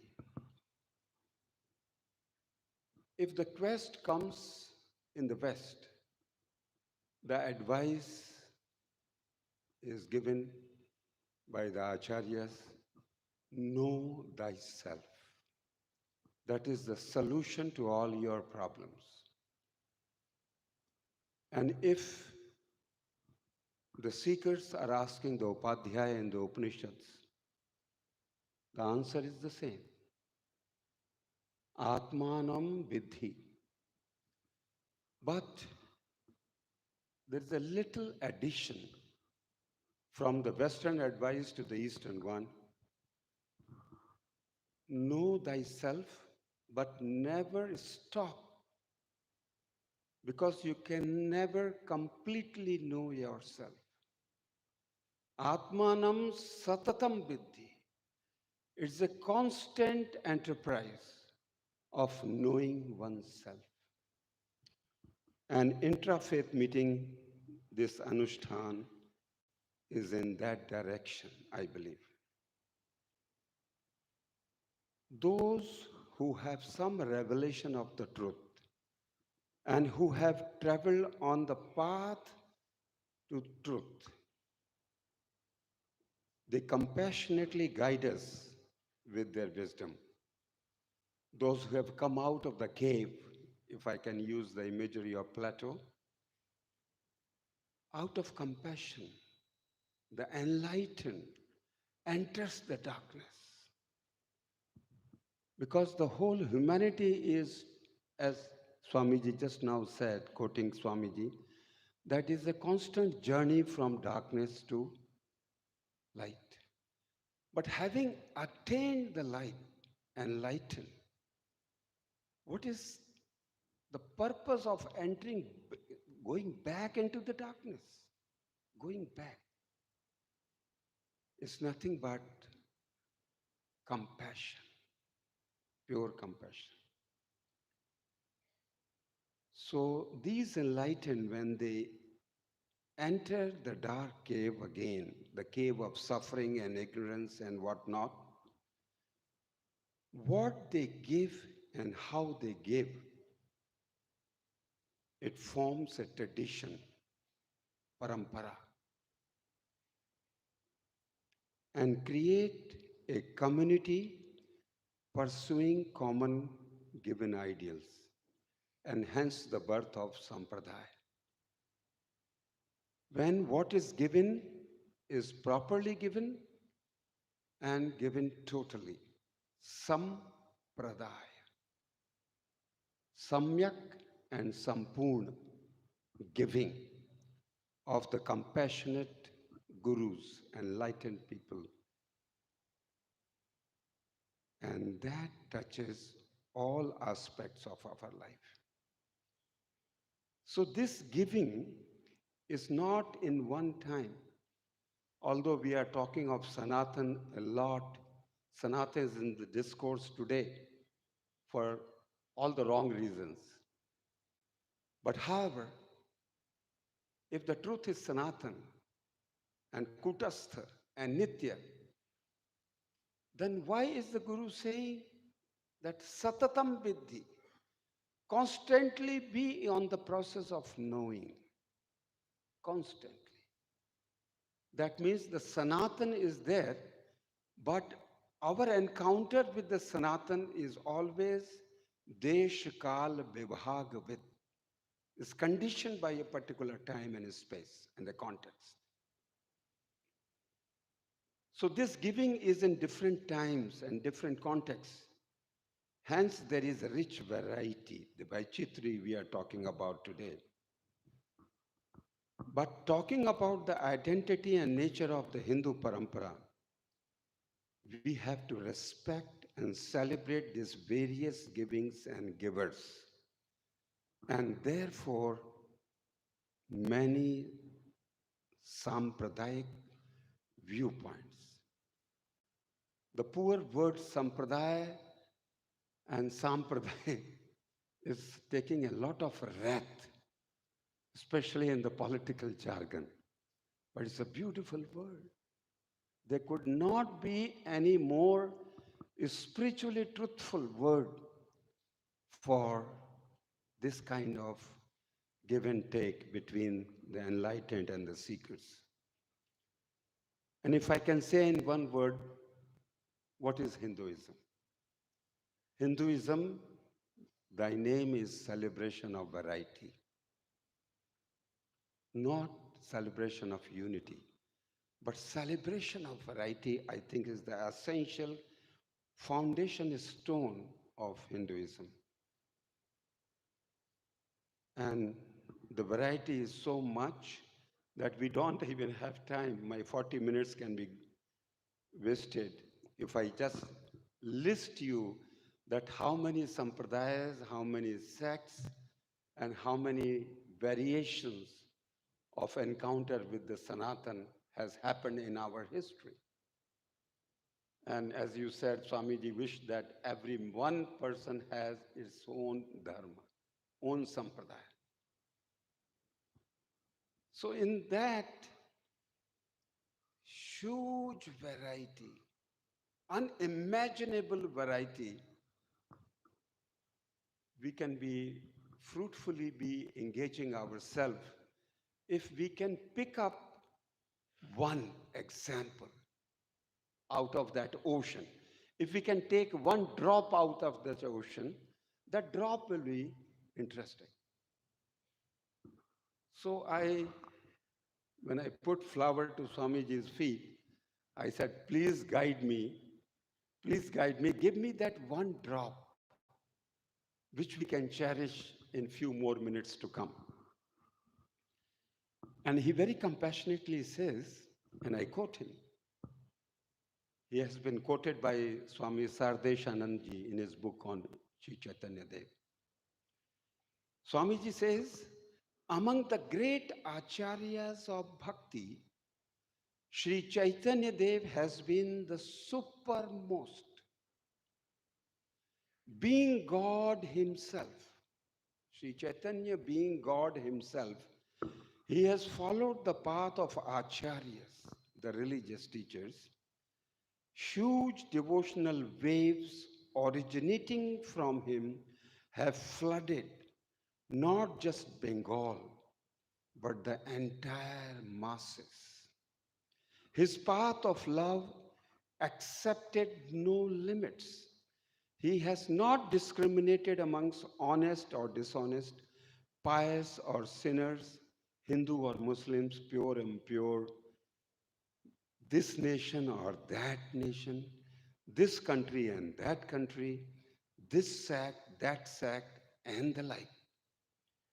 Sri Chaitanya was merciful to everyone. Despite its weakness, his community has become the place of shelter for poor, weak, outcast, fallen, inferior, sinner, distressed, and persons having no place in society. What a magnanimous proposition it is. Till now, no other Hindu acharyas have performed in such a way. due to their narrow sectarian communal outlook. His Sikshashtaka are applicable for one and all, I unquote. Swamiji is very thoughtful in identifying Sri Chaitanya Dev and mercifully pointing towards him for this evening. The Hindu parampara is a celebration, as we know, of variety, yet it has very few agreements. There will be no disagreement upon the triadic nature of the ultimate reality. Either it is Satyam Jnanam Anantam Brahma or Satchidananda Rupaya Shri Krishnaya Vayam Numa. Sat, Chit and Anand is actually the bond of all different expressions and experiences called Hinduism. And there is an equal agreement also on the nature of paths to reach the ultimate reality. They identify Gyan as an easy path to reach the Sat dimension, the Sat Tattva, the karma for Chitta Tattva, and bhakti for the Anandamaya Bhagavat Tattva. Hindu sadhana, as I understand, is also a Triveni, essentially a Triveni. As Sri Tulsidas ji reminds us that Saraswati Nadi is Brahma Vichara Prachara. It's a path of knowledge, it's a cognitive path. Saraswati. Vidhi Nished Maya Kalimal Harani Rabinandan Varani. Yamuna, the daughter of Kali, Yama, and son, sister of Yamuna, sister of Yam and daughter of Surya, she is the stream of karma, Vidhi Nished Maya. And then the third river is Ganga. What is that? Rama Bhagati Kara Nirmala Dhara. That is the stream of the flow of bhakti. Flow of bhakti. And this, we are on Ganga. This evening we are sitting in the lap of Mother Ganga. So this Ganga, is it a pure Ganga? Or does it include Saraswati and Yamuna also in Navadvip? Think about it. Is it pure Ganga here? No other waters have entered here? I think all possible waters up to this point have entered into the Ganga. So in the same way, to cut the story short, the Ganga, the Bhakti, includes Yamuna and Ganga and yet flows ahead of them. It includes and transcends the other path of spiritual seeking. And I think that's why Swamiji indicated and pointed my thoughts towards Sri Chaitanya Mahaprabhu. That if we are sitting on the bank of Ganga in Navadvip, Ganga of Gangotri is different, Ganga of Haridwar is different,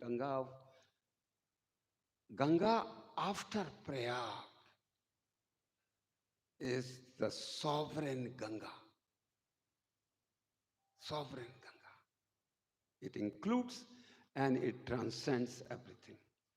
And hence Sri Chaitanya Mahaprabhu this evening. I am suffering from two fallacies and ignorances. I am trying to do some impossible task And at the same time, doing the impossible task, I will be very ridiculous also. Impossible that Chaitanya Charit is a Sindhu, is an ocean. And what can I do in remaining 25 minutes? Cannot even taste one drop. But still, and then it is a ridiculous task of trying to talk about Sri Chaitanya to the people of Navadvip. It is nothing but my audacity born out of my tremendous ignorance and arrogance. So please pardon me, but I seek your blessings so I can take you a little bit further. So as we know, born in a family of pious scholars in Navadvip, a center of learning in Eastern India, the second Kashi, graduating in philosophy and logic, he soon had his own toll. But he was an uddhat, arrogant scholar, enjoying scholastic debates and much feared by his opponents. They used to take a bypass of Navadvip because they didn't want to face Pandit Nimai. That arrogance. But soon his life took a different path.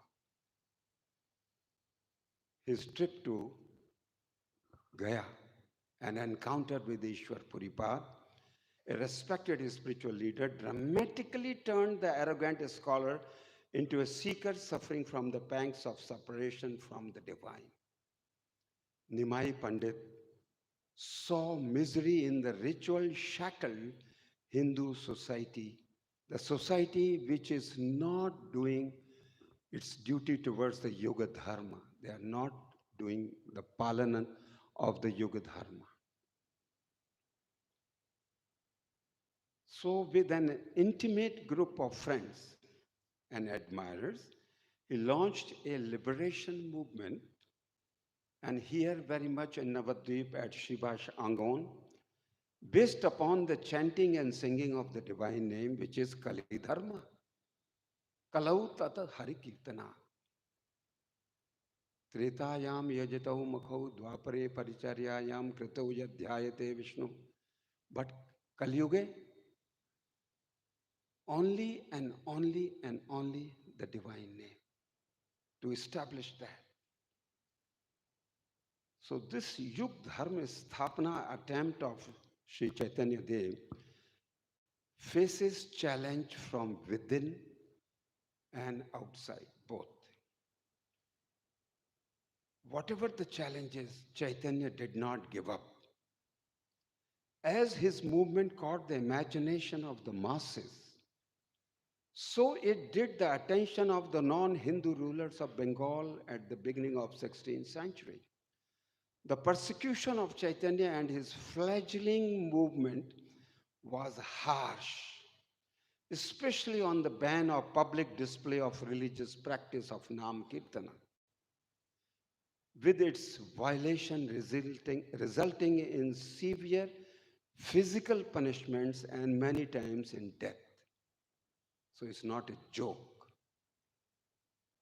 This was a moment for Chaitanya. This was Chaitanya's moment. This challenge, existential challenge, was the Chaitanya moment. He was challenged by the opposing powers, and history is full of such instances and also records rebellion towards others. And in most cases, the rebel is violent rebellion. Chaitanya chose to rebel, but differently, not violently. Violent response as a solution has endless chain reactions and thus brings continuous destruction. Chaitanya rebelled not because of religious discrimination or persecution. For him, it was a denial of the fundamental human right, that is freedom of faith practice. Bereft of political and economic power, Sri Chaitanya adopted the path of peaceful disobedience. Shantipurna Satyagraha. And you know how he knew about it? He took some crash course with Bapu, Mahatma Gandhi, on peaceful Satyagraha. In a secular India, I can always say this much. The greatest power a human being has is to say no to any kind of injustice. He then succeeded in persuading the ruling Islamic authority to restore the freedom of religious expression, and especially in public. His contributions are many, but the one I most value is the re-establishment or Punha Prakash of Vrindavan, the theater of Krishna's love dance, Ras Leelas. Phenomenon, as the philosophers remind us, are always in a pair, and a pair of opposite. As Sri Bhagavad Shankaracharya Pad opens his bhashya by saying, Asmat yusmat pratyagocharo vishay vishayino tama prakashavad, etc., etc. The whole phenomena around us is nothing but a pair of opposites. Is a pair of opposites. And that is a reality. So in that context, the intra and the inter both go together. One of the holiest centers of Hindu faith, Vrindavan, becomes a gift from a Muslim emperor to the Hindu Goswamis. This is a unique and unparalleled case of interfaith relationship where a holy center of a faith, which is Hindu, was literally created and gifted by another faith, that is Islam. And this lesson will never be taught in our history books. There is a beautiful book, volume which has come on this whole thing. It's called Braj Bhoom. Braj Bhoom. The historical documents to prove that. And all this happened, it was possible through the interfaith sensitivity of Sri Chaitanya.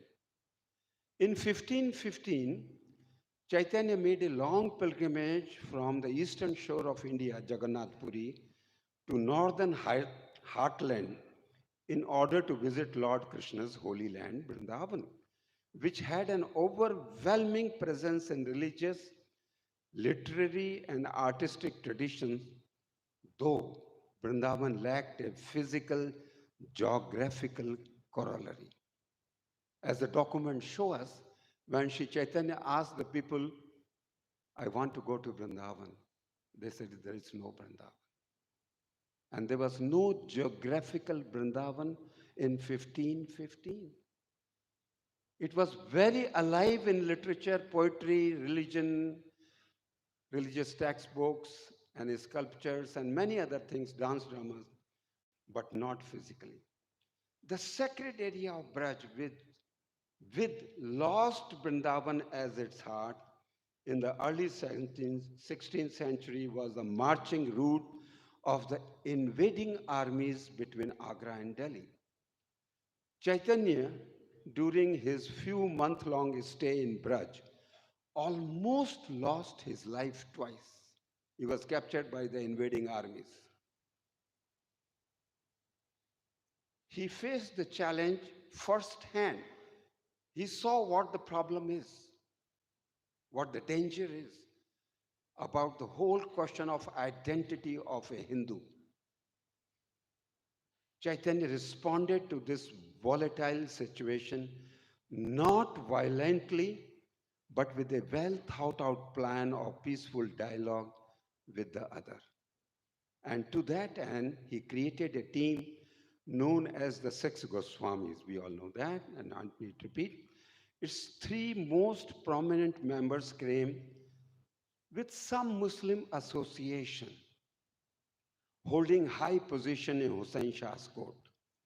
After Chaitanya's appointment as a Goswami, which involved no ritual conversion back into the Hindu way, they were most identified with their Hindu names as Sanatan Goswami Pad, Rupa Goswami Pad, and their nephew Jiva Goswami Pad.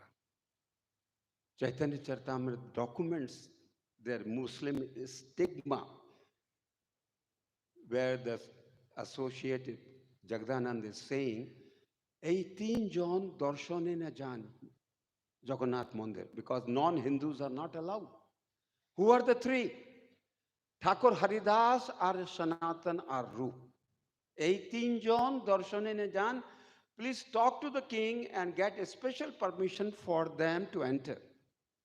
Lord Chaitanya says they have no need to go inside. The Lord will come at the gate and will give darshan. That's why the Patit Pavan Jagannath is sitting in the gate. So you see that. So among the 6 Goswamis, the interesting thing which I find is the 4th Goswami is not a Brahmin or a high caste, Raghunath Das, although he is a very filthy rich man. The other 2 members of this group of 6 are very powerful Rajgurus. One from south, Gopal Bhatt, and Raghunath Bhatt was the guru of the rulers of Rajputana. So these Goswamis, as per Chaitanya's guidance and plan, engaged with the imperial Mughal court. This was a Hindu-Muslim dialogue, but more importantly, a sincere dialogue of religion with political power, which somehow out of ignorance we have stopped in our country, which is the main resource for the human development, and we have bifurcated the two. The Goswamis engaged with the imperial Mughal court with the mediation of the Hindu Rajput kings and nobles who held high positions in the Mughal court. It is interesting to note that these dialogue participants all held positions of strength and were seekers of power. Whether the power was religious or political doesn't matter. On the religious dimension of the interaction, the Hindu Goswami and the Muslim ruler Akbar were well grounded in their own faiths. They were not unsure. At the same time, the Goswamis were sure of their religious power in parallel to the court's political power. Thus, both these powers engaged in dialogue, leading to a successful outcome. The result was Emperor Akbar establishing Vrindavan as a separate revenue entity and gifting the recreated town along with the generous monetary grant to Sri Jiva Goswami Pad, issuing a farman. The Goswamis in their turn blessed the Mughal emperor. They recognized his greatness not just for these land and monetary grants, but for something greater. In 1590 inscription at the dedication time of Govind Dev Temple, Jiva Goswami writes, Shriman Arkavaro Mahan Tasmai Sadaiva Ashisha. I am giving eternal blessing to Shriman Arkabar. Why? In his kingdom, Jiva Goswami Pad is saying, in his kingdom, Swam Dharmai Uchair Bhajan. Everybody can openly practice their own faith. And Jiva Goswami Pad recognizes that in the dedication Ashtaka called Govind Mandirika Ashtakam. The rough translation is, when His Highness Akbar ruled all over the world with ease, the virtuous people found total happiness in practicing their own faith openly. The faithful Vaishnavas always joyfully bless him. Unquote. So this dialogue reclaimed the lost Vrindavan for the Hindus. Moreover, it was like a pebble thrown in the pond which triggers further ripples. It helped to create an overall peaceful environment leading to overall development. Historians have named the 16th century as India's golden era, from economic to artistic, intellectual to spiritual creativity. Music, literature, art, architecture, philosophy, trade, industry reached new heights. We were contributing 42% of GDP at that time. 42% of global GDP we were contributing. Basically, it was an era of mutual cooperation and harmony, not just between different ethnic and religious communities, but also when religion and politics could work together for the good of humanity. Chaitanya and his followers led this dialogical dance. They were privileged to be the part of a long-standing dialogical culture, which from its earliest times has believed in the fact that truth is one, the wise describe it variously, or let noble thoughts come to us from all directions. Ano bhadraha, kratuvo yantu vishwata. This openness in interacting with plurality did not happen in the abstraction of a philosophical world. It has a history of encounters in the real politics in India. From the earliest known and unknown pages of history, India has received visitors and invaders of many shades of political and cultural variety. India has responded diabolically as well as dialogically. The preferred way was harmony and embrace through dialogue. Quite often, the political and religious forces talked and worked with each other. The result was the growth of popular understanding that the truth comes out through various viewpoints. Vade vade jayate tattvabodha. Chaitanya was part of that tradition and not shy of religion and politics working together for human welfare. However, he was also conscious of the fact that a solid base of ideology and thought process is required for dialogue to be successful. And Chaitanya provided that basis, in that intellectual basis. The theater of this dialogical dance in its religious mode had two stages on which to perform. One was the intra-faith Hindu dialogue. Through intra-faith dialogue, Chaitanya engaged creativity with his own tradition to reform and revive its social and religious systems. For that, he developed a philosophical tool. As we know, Hindus agree upon the nature of ultimate reality or religious realization as unique and essentially non-dual, Advaya Tattva. Yet they disagree on the ways of attaining the goal. Thus, Hinduism becomes a celebration, again repeat that, I and you, man and woman, subject and object, day and night, pleasure and pain, and so on. These differences are there. And the Hindu metaphysical and logical theories have a rich history of this dialectic going on between the pairs. On the metaphysical realm, this polemics of binary opposite has on one hand an objective absolute as pure being from the standpoint of jnana. On the other hand, it has a subjective as absolute from the point of view of willing or karma. And in these both cases, there is a loss of subjective or the objective, respectively. There is no possibility for the confusion of the two. However, Chaitanya wanted to go for a confusion of the two. Accordingly, he preferred the emotive path of bhakti, where the absolute is pure feeling, where the absolute manifests as a relation, and dipolar, neither of the two relata being discarded, where the jnana and the karma become the children of bhakti. Bhakti becomes the mother. Chaitanya should instant conform to experience, and relation is a fact of experience, we cannot deny it. In love, separation is suffering. There is always an attempt to overcome that separation in suffering about union. where the sense of mutual exclusiveness of I and you, subject and object, is transcended. Chaitanya preferred that path of bhakti, which is an inclusive, thicker, and richer and relational part, not exclusivistic.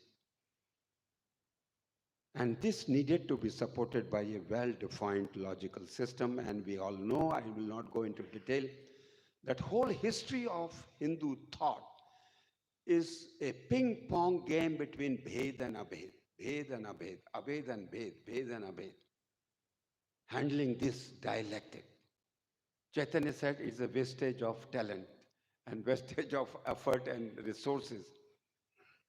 To resolve the dilemma of the logic of binary opposites, he formulated a logical system of Achinto Bheda Bhedvad.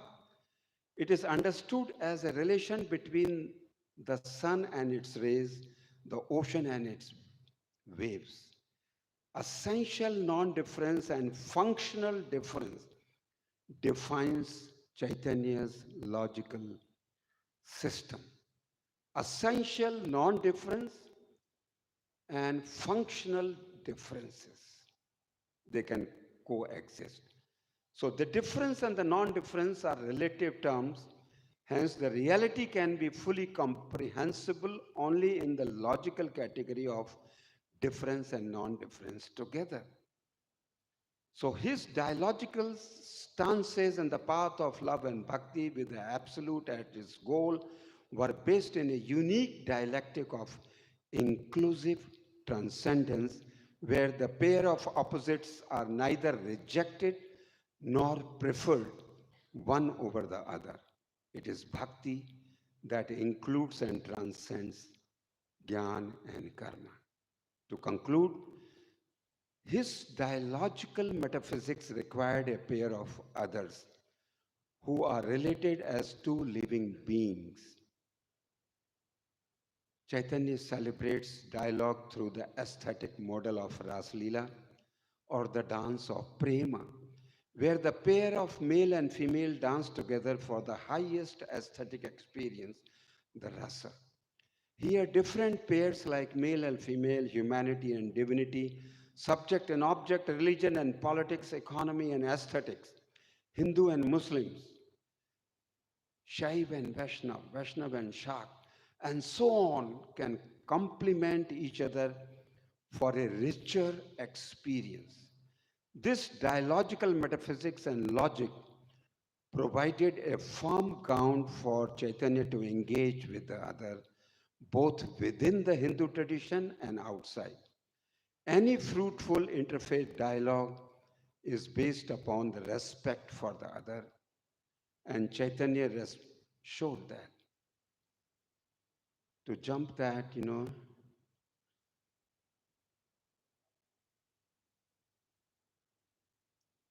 and I'm trying to show that, draw your attention that for this dialogical dance, we need a Shastra, a complete Shastra, because Tasmat Shastram Pramanam Te Karya Akari Vedasito.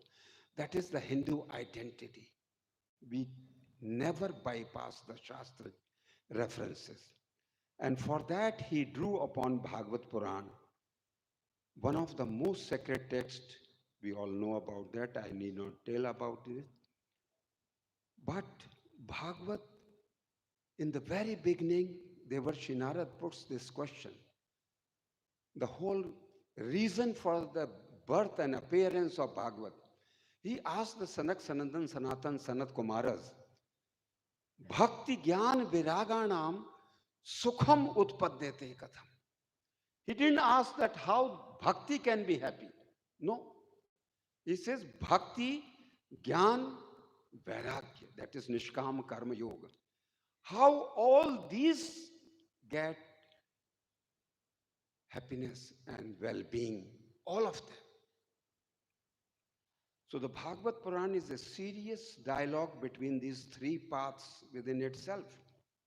And to be a true text of dialogue, it has to be a text in which an alliance is forged between speaker and listener, humanity and divinity, humanity and nature and so on and so forth. So one sentence I'm tempted to quote from Bhagavad. It says, what is the intra-faith definition of, say, a Vaishnava? Then it says, Shraddham Bhagavate Shastre. Complete existential faith, not superficial, logical, mental belief. Shraddham Bhagavate Shastre, but the second line is very dangerous. Anindam anyatra evahi. Never denounce the others' holy books. And Chaitanya launches another forward-looking, inclusive revolution on a tradition called Prasthanatrayi, which is sacrosanct. If you are establishing a school of thought, creating your own identity, which is today's question. Who is a Hindu? Who is a Vaishnava? Who is a Chaitanyayik? Then he says, total faith in Bhagavad, but never disrespect anybody's holy books. Never. But he also does something miraculous. If you have not commented upon the Upanishads, the Gita, and the Brahma Sutra, you have no locus standi. You are not bona fide. Sri Chaitanya said, let me merge all these three. Sarva Vedanta Saram hi Srimad Bhagavatam Mishyate. Bharatarth Vinirnaya, etc. Arthoyam Brahma Sutranam. So why to bother for three different texts? Make a holistic text. So turn Prasthanatrayi into a unique Prasthanatrayi called Srimad Bhagavatam, which I think was a very, very huge innovation and a forward-looking statement and commitment that we will not do that. So this perspective went a long way in shaping the interfaith history of India. And what is that dialogical love? For Chaitanya, love is evident only when we act for the good of others. Love for the satisfaction of oneself is merely a self-centered desire. Atendriya priti ichha tar naam kam, Krishnendriya priti ichha dhare prem naam. A true seeker does not consider his own pleasure. Atma shukha gopi na kare vichar, Krishna shukha hetu kare shabo vyavahar, etc. This whole development of the human psychology through his bhakti movement. So this love and service are not bound by religious or social distinctions of caste, creed, gender, etc. Bhakti or service out of love is not just a lofty philosophical idea supported by an inclusive metaphysical and logical system. For Chaitanya, the discipline of bhakti is the means or the way to reach the highest spiritual goal, and that goal is bhakti itself, prema pumartho mahan. And this cannot be taught through mere words. It has to be lived. For this reason, Sri Chaitanya says, I myself take on the role of a servant, preacher, and practice bhakti. If I do not do it myself, the dharma cannot be taught. Nij na achorile bhakti shikhano na chahe. His life is his teaching. His own words succinctly tell us about the guiding principle of his life, which is a samvad lila on different level. Trinadapi sunichena taroriva sahishnuna amanina manadena kirtaniyaha sadahari. Na dhanam na janam na sundarim kavitam va jagadish kamaye mama janmani janmanishware bhavatad bhakti ahetuki tvai bhavatad bhakti ahetukui tvai. बोलो कलयुग पावनातार चैतन्य महाप्रभु की जय। ठाकुर परमहंस देव महाराज की जय, महामाई की जय, स्वामी जी महाराज की जय, गंगा मैया की जय, नवद्वीप धाम की जय। धन्योस्मि अनुग्रहीतोस्मि।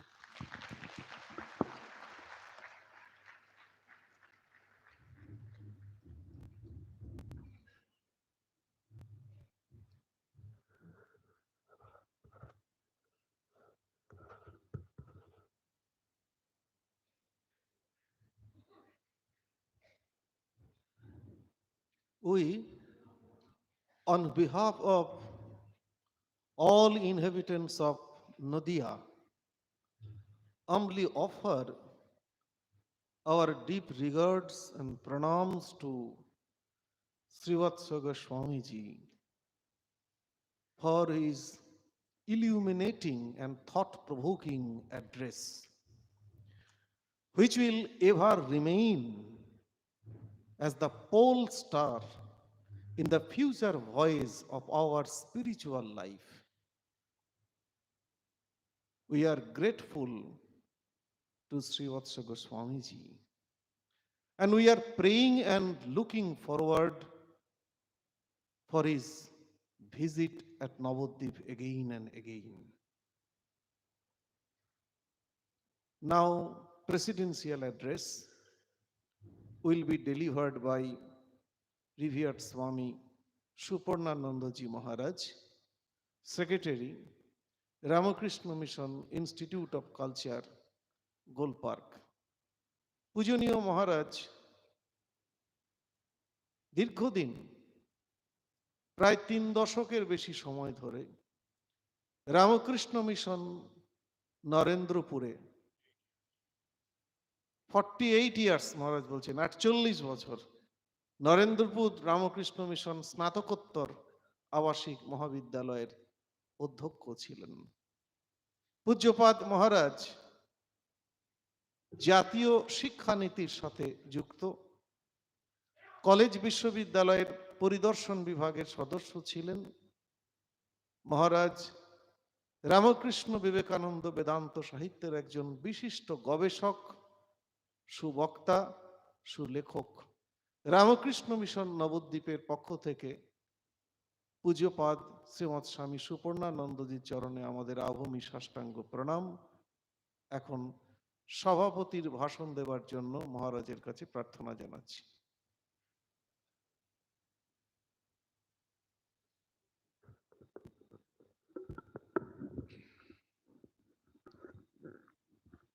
ওম জননী শারদাং দেবী রামকৃষ্ণং জগদ্গুরুং পাদপদ্মে তয়ো স্থিত্বা প্রণমামি মুহুর্মুহুঃ।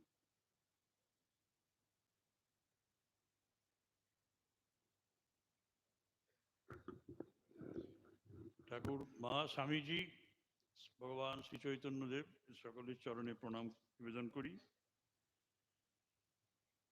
আমরা দুটি বক্তৃতা শুনলাম, স্বামী বলভদ্রানন্দজি এবং শ্রীমৎ শ্রীবৎস গোস্বামী মহাশয়ের। আমি প্রথমে শ্রীবৎস গোস্বামীজির বক্তৃতার একটু সারসংক্ষেপ আপনাদের কাছে উপস্থাপিত করি, কারণ উনি যা বলেছেন আপনাদের পক্ষে তার সেই ইংরেজি গ্রহণ করা হয়তো একটু শক্ত ঠেকবে, কারণ এখানে যারা আছেন অনেকেই গৃহবধূ। আর তার যে ইংরেজি, এবং তিনি হার্ভার্ডের প্রফেসর ছিলেন, এবং তার প্রমাণ তিনি রেখেছেন তার প্রতিটি কথার ভেতরে। It is very difficult, it shall be very difficult for you, the very simple devoted persons of Navadvip, to get what he said just now. Anyway, তিনি চারটে ভাগ করে নিয়েছেন বক্তৃতার। The first he said about know thyself, নিজেকে জানো। আমাদের বক্তব্য কি, যে we want to know everything around us, physics, chemistry, mathematics, biology এসব পড়ি, ইংরেজি, Bangla, this is our syllabus. You are knowing everything around us. But who are you? না বললো যে I am Swami Supananda, I am Sri Vatsa Goswami. Is it unique? I could have something else. আমার নাম বাবা মা দিয়েছেন, তাই এই নাম। স্বামীজিরা দিয়েছেন, আমার গুরুদেব দিয়েছেন, সঙ্গগুরু। আগের নাম ছিল আর একটা নাম। এটা ইউনিক না। This is not to know your self. You are just a body right now. And as body, we are all different.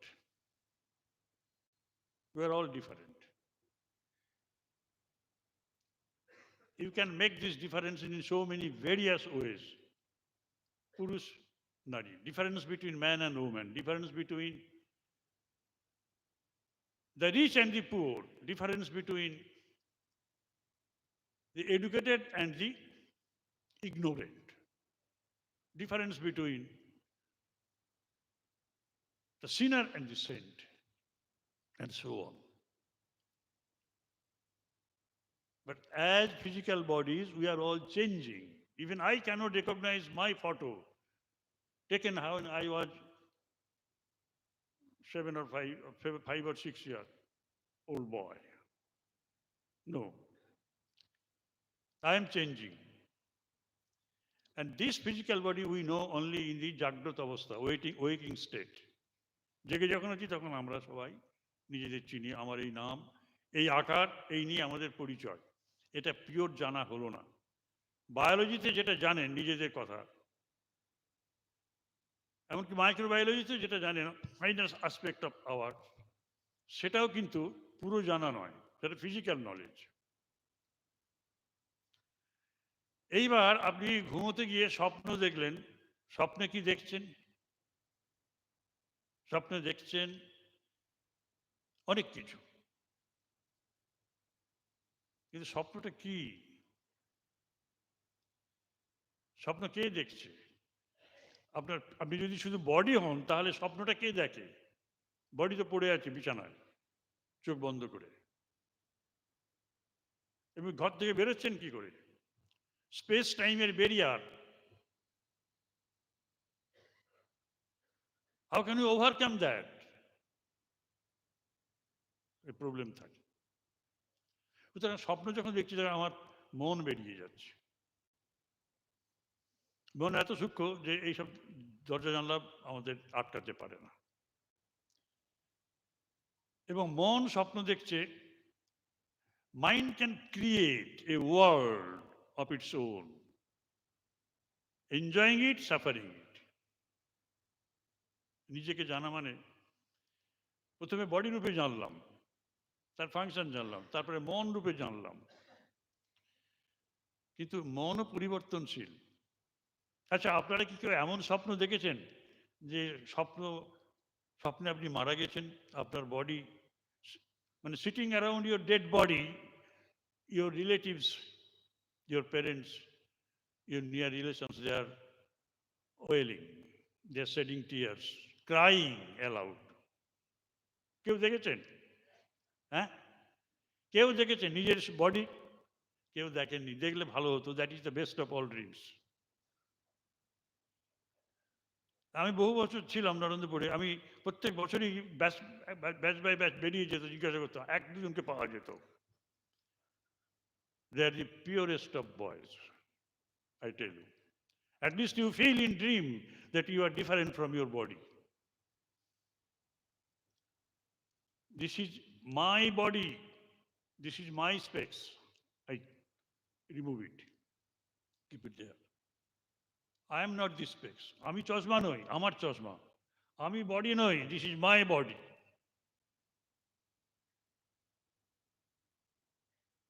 এটা যদি দেখে থাকেন, ছেলে মেয়েদের জিজ্ঞাসা করবেন। যদি দেখে থাকেন তাহলে take care of them, take care of them.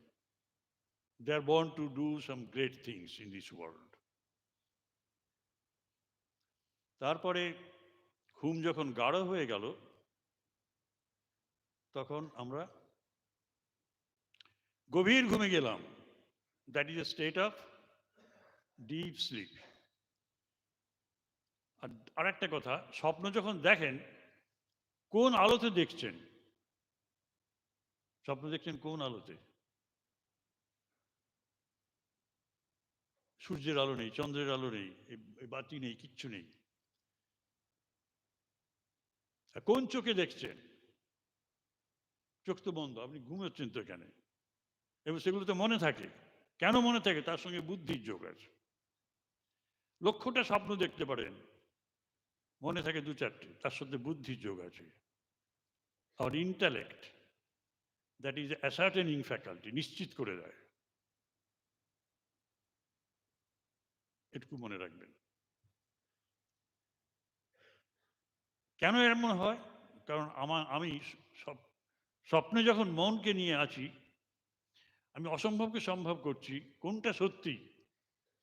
জাগ্রত যেগুলো করেছিলাম সেটা, না যেগুলো মানে স্বপ্নে করছি সেটা? মেলে না। জাগ্রতটা মিথ্যা, মনে যে স্বপ্ন দেখছি সেগুলোও মিথ্যা। আপনারা ভাবতে পারেন, কিন্তু মন হচ্ছে আপনার the finer aspect of your existence. বডির চেয়ে মন, mind is closer to your reality, closer to your real. কেন না? মন যে দেখে, যে আলোতে দেখে, সেগুলো আত্মজ্যোতি, আত্মার সংস্রবে থাকে বলে, যেটাকে বলি spirit. We have lost our purity, we have to regain that. এটুকু মনে রাখবেন। একটা লোহাখণ্ড যখন আগুনে দিয়ে দিই, লোহাটা 10 মিনিট পরে সেটা গনগনে লাল হয়ে যায়। Fire has enter the iron rod. আবার বের করে রাখলে পরে আবার সে কালো হয়ে যায়। তো similarly mind is very closer to chaitanya, consciousness, to spirit, to divinity, to purity, to sacredness. These are all synonyms. এগুলো সব প্রতিশব্দ। রবীন্দ্রনাথের একটা গান আছে, আমার মন চেয়ে রয় মনে মনে হেরে মাধুরী। পড়েছেন? গানটা শুনেছেন? মন চেয়ে রয় মনে মনে হেরে মাধুরী। রবীন্দ্রনাথকে কেউ প্রশ্ন করেনি যে এটা মন কি করে চেয়ে দেখবে। Speaking of the state of this dream, it is much truer, it is truer than our experiences in the waking state, জাগ্রত অবস্থা। তারপরে আমরা যাচ্ছি গভীর ঘুমে, সেখানে মন নেই, বুদ্ধি নেই, শরীর নেই, no feeling. We are one with our real self consciousness. That is the basis for our living a spiritual life. Because we are not physical body, we must not take care of our bodies only. শরীরকে খাবার দিয়ে ভালো করে পরিষ্কার পরিচ্ছন্ন রাখি। You take care of your body, ঠিক, ভালো কথা। You have to take care of your mind. মনেরও যত্ন নিতে হয়, মনেরও খাবার দিতে হয়। Otherwise mind would remain emaciated. মনের খাবার কি? এই যে গান বাজনা, যেগুলো ফিজিক্যাল ফুড নয়, লিটারেচার, সাহিত্য রচনা করেন, কবিতা লেখেন, এই যে খেলাধুলা করেন, এইসব, এই যে এক একটা ফ্যাকাল্টি আছে, সেই মনের ফ্যাকাল্টি, মনে তো তাদের বাস, সেগুলো কিন্তু আপনারা ভালো করে খাবার দিয়ে অনুশীলন করে একটা সংস্কৃতির জীবনে আসেন। প্রয়োজনের জগৎ সেটা নয়, নিষ্প্রয়োজনের জগৎ মনের জগৎ, এই সংস্কৃতির জগৎ। যে গান টান গাইলো, এটা সবাই পারে না, এটা মনের খাবার। আর বডিকে নিয়ে থাকে সভ্যতা, সিভিলাইজেশন, সেখানে সূক্ষ্ম জিনিসের প্রয়োজন নেই। অন্ন, বস্ত্র, বাসস্থান, এইসবই হলো।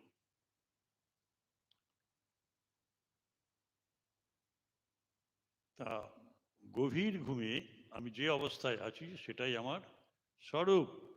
এবং তার সাথে দিনের মধ্যে 5-7 ঘন্টা যদি না কাটাতে পারি তাহলে পাগল হয়ে যাব। We have all been realizing our inner truth every day, and we are remaining with that truth for more than 5 hours a day. এটাই তো আমাদের সবচেয়ে বড় প্রমাণ। You have to recognize the truth in body. You have to recognize the truth of mind. You have to recognize the truth, ultimate truth, which is doing nothing, which is not visible. এজন্য স্বামী বিবেকানন্দ বলছেন, the things you see are all false, not real. The thing you do not see is real in you. কারণ কি, মন না থাকলে কোনো অনুভব হয় না, বুদ্ধিও নেই, নিশ্চিত হয় না।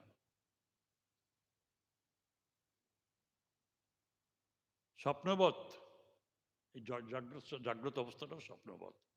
তো know thyself means you have to go to realize the divine. আমাদের খাওয়া পড়া সবই স্টিরিওটাইপ অবস্থায় চলছে, জীবনযাপন হচ্ছে। কিন্তু গোস্বামীজি আমাদের শোনালেন, you have to know yourself. That is, you have to know that you are the Atman, you are the divine, you are sacred, you are consciousness itself. আগে বললে পরে আমরা হেসে উড়িয়ে দিতাম যে কি, what do you speak about Atman, consciousness, this and that. এখন উড়াবার উপায় নেই। স্বামীজি আমাদের সবচেয়ে বড় জিনিস দিয়েছেন, ঠাকুর শ্রীরামকৃষ্ণদেবও দিয়েছে, তার কাছ থেকে স্বামীজি পেয়েছেন। বড় জিনিসটা কি জানেন? অভিজ্ঞতার বিভিন্ন স্তর আছে, আত্মার একত্ব আছে। আমরা সবাই যারা ঘুমাই,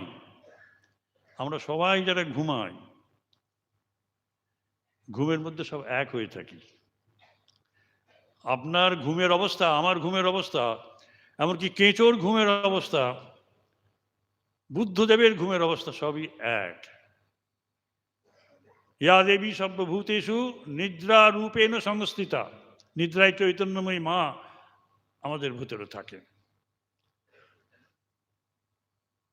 জাগ্রত অবস্থায় ওই ভাবনাটা আপনাদের ভাবতে হবে, এবং সেটা কি রামকৃষ্ণ মিশনের সবচেয়ে বড় কাজ বলে বলা হয়েছে। যে তুমি যাকে দেখছো সাধারণ মানুষ, তার ভেতরেও সেই দেবত্ব রয়েছে, ডিভিনিটি রয়েছে, পিউরিটি রয়েছে। গভীর ঘুমে তার সাথে সে এক। তুমি অনুভব করো বুদ্ধি দিয়ে, এবং তোমার ফাংশনাল, যেটা বলছিলেন গোস্বামীজি, ফাংশনাল লেভেলে তোমাকে তাকে গ্রহণ করতে হবে। That is also a divine being.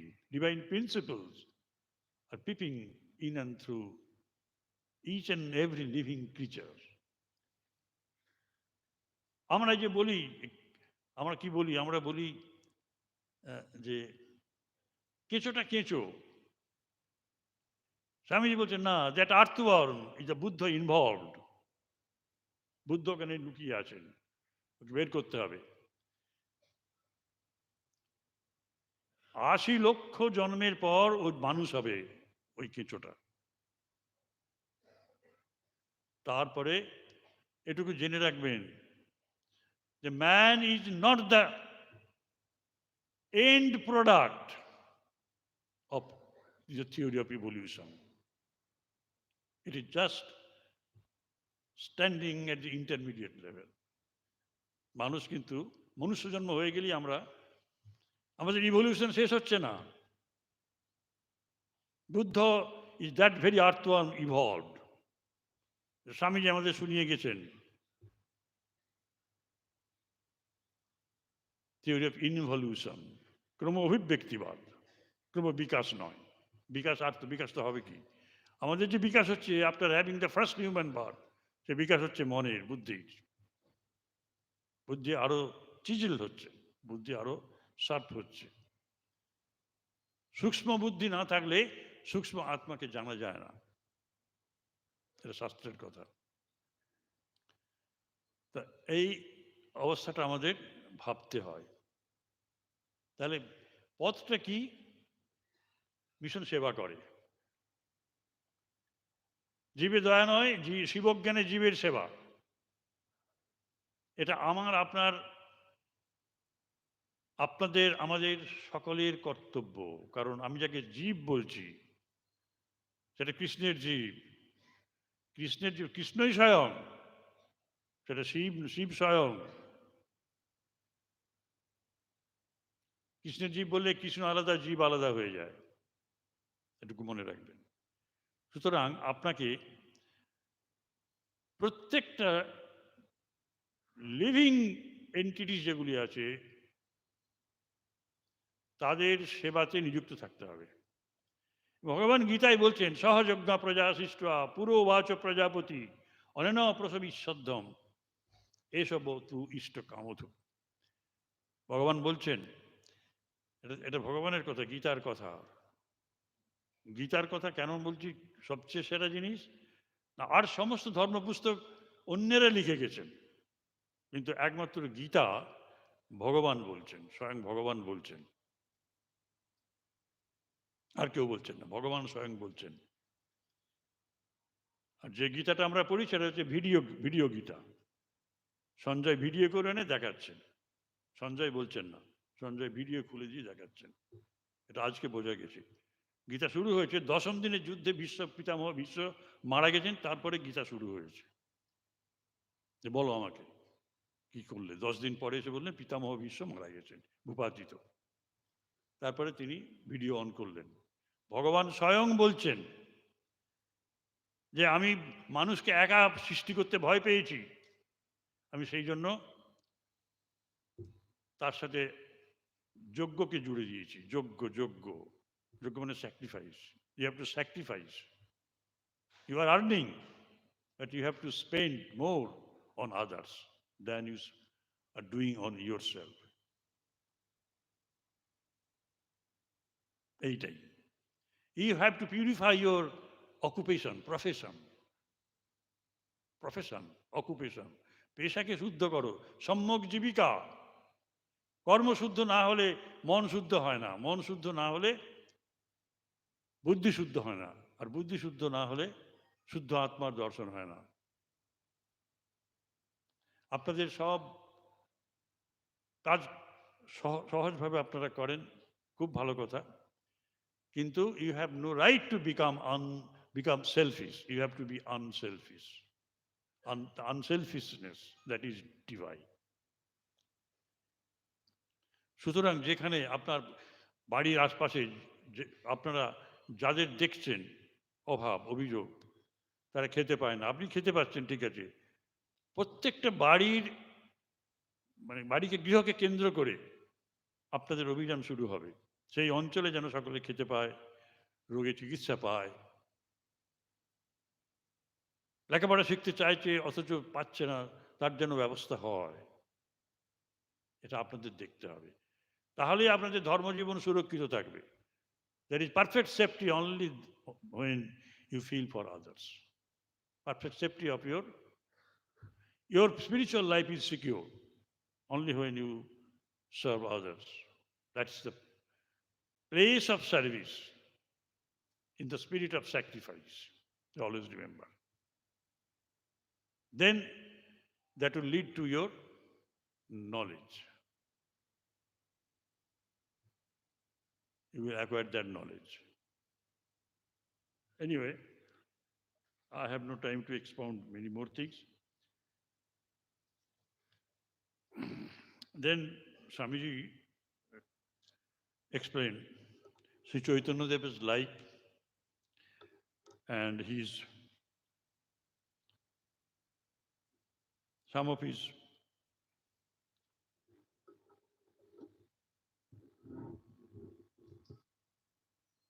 divine acts.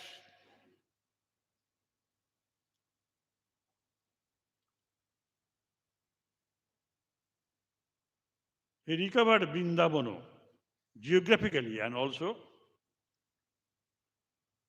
with all its glory. He recovered every place that we visit now as being sacred, where Sri Krishna and gopis and the Vrindavan Vasis, they used to play divine sports with Bhagavan Sri Krishna. But this fact I didn't know. It's very interesting.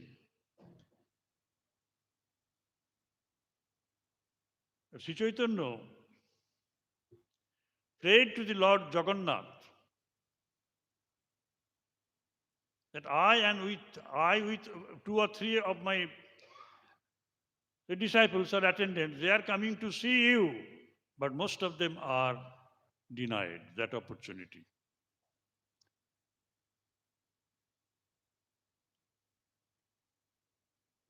সুতরাং তোমাকে দর্শন দিতে হবে।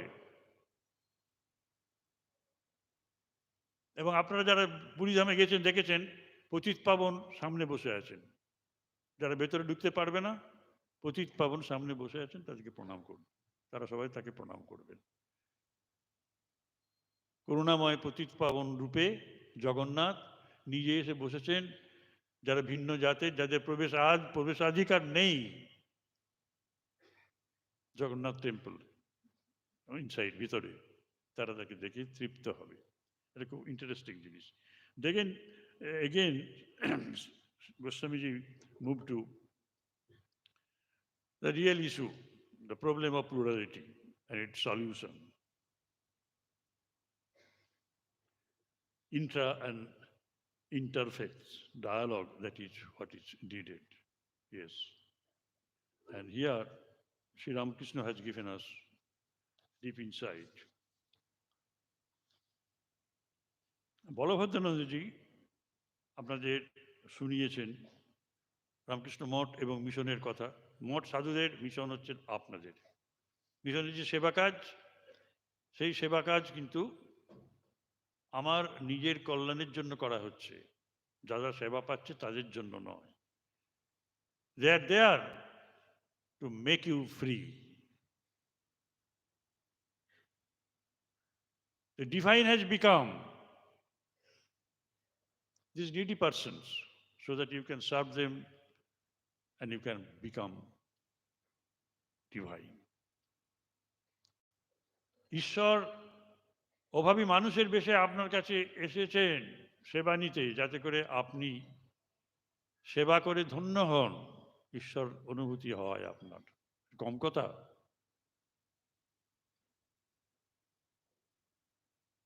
তাহলে প্রতিটি কাজকে পুজো হিসেবে গ্রহণ করতে হয়। কর্মই পুজো হলে পরে, কর্মস্থল হয় মন্দির।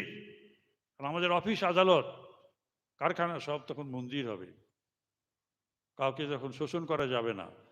শিক্ষক ছাত্রকে শোষণ করতে পারেন না, উকিল মক্কেলকে শোষণ করবেন না, ডাক্তার রুগীদের শোষণ করবেন না, সেবা করবেন।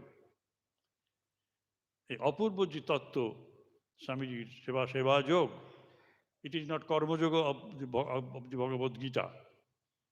কর্মযোগ খুব কঠিন, কর্মের ফল আমি চাই না। আপনি ছেলেকে মানুষ করলেন, সবচেয়ে বড় কর্মফল আপনার জীবনে। সেই ছেলেটাকে আপনি দেখছেন যে সে আমাদের দেখভাল করছে না, বড় হয়ে বিদেশে আছে, আমাদের খবর নেয় না, তখন খুব কষ্ট পান তো, সবাই কষ্ট পান।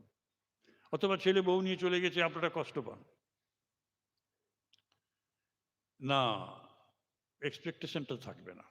ছেলে মানুষ করেছেন, কর্মফল খুব কঠিন, কিন্তু এটা আমাদের ভাবতেই হবে। এটা তুমি তোমার মতো কাজ করো। আপনি যদি তাকে সুশিক্ষা দিয়ে থাকেন, সে করবে। আপনার bringing up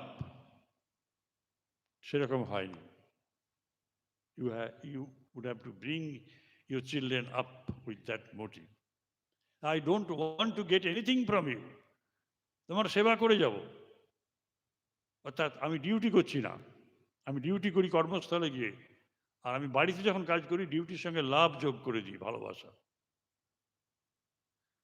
duty plus love become সেবা। তো আপনারা যারা কর্ম কর্ম কর্ম স্বীকার করে নিয়েছেন তাদেরও আমি রিকোয়েস্ট একটাই অনুরোধ করব যে কর্মটাকে ভালোবাসতে চাই শুরু করুন। কর্মকে ভালোবাসা মানে যাদের জন্য কাজ করছেন তাদেরকে আপনি ভালোবাসেন। They are the objects of your worship in the form of this mockel, these students, these patients, this and that. এটা করতে হবে। এটা করলেই কিন্তু আমাদের ধর্মজীবন সত্যিই সুরক্ষিত থাকবে। এবং আমরা যে বিভিন্ন স্তর, সত্যের বিভিন্ন স্তরকে আমরা তো দেখছি। আমার শরীর একরকম একটা সত্য, মন একটা সত্য, বুদ্ধি একটা সত্য। আমি বাইরে দেখতে যাব কেন? কেউ শরীর কেন্দ্রিক ধর্মজীবন গড়ে তুলেছেন, কেউ মন কেন্দ্রিক ধর্মজীবন গড়ে তুলেছেন, কেউ বুদ্ধি কেন্দ্রিক। এগুলো ব্যাখ্যা করতে গেলে অনেক সময় লাগবে, কিন্তু সবগুলো গিয়ে গভীর ঘুমে আসল সত্য কিন্তু সেই অদ্বৈত। এই সত্যকে অস্বীকার কেউ করতে পারবেন না। তবু কেন দ্বৈত, বিশিষ্টাদ্বৈত এবং তার ডিফারেন্ট ভেরিয়েশনস আছে আমরা বুঝি না, আমরা জানি না, আমাদের ছোট বুদ্ধি এসব বোঝে না। তবু এক বলবেন না, কেন বলবেন না? এটা অলিক নয়, this are all not fantasies, the real. I had the experience of peace and tranquility in deep sleep state. গভীর ঘুমে সমস্ত ক্লান্তি দূর করি। আত্মবিদ শোকং তরতি আত্মবিদ। যিনি আত্মাকে জানেন তার শোক থাকে না, দুঃখ থাকে না। তো সেই অবস্থাতে তো আমরা থাকি গভীর ঘুমে। গভীর ঘুমে আত্মবিদ থাকেন, আমরাও থাকি। কিন্তু আমরা আবার ঘুম থেকে উঠে যেমন গরু ছাগল ছিলাম তেমনই গরু ছাগল থেকে হয়ে যাই।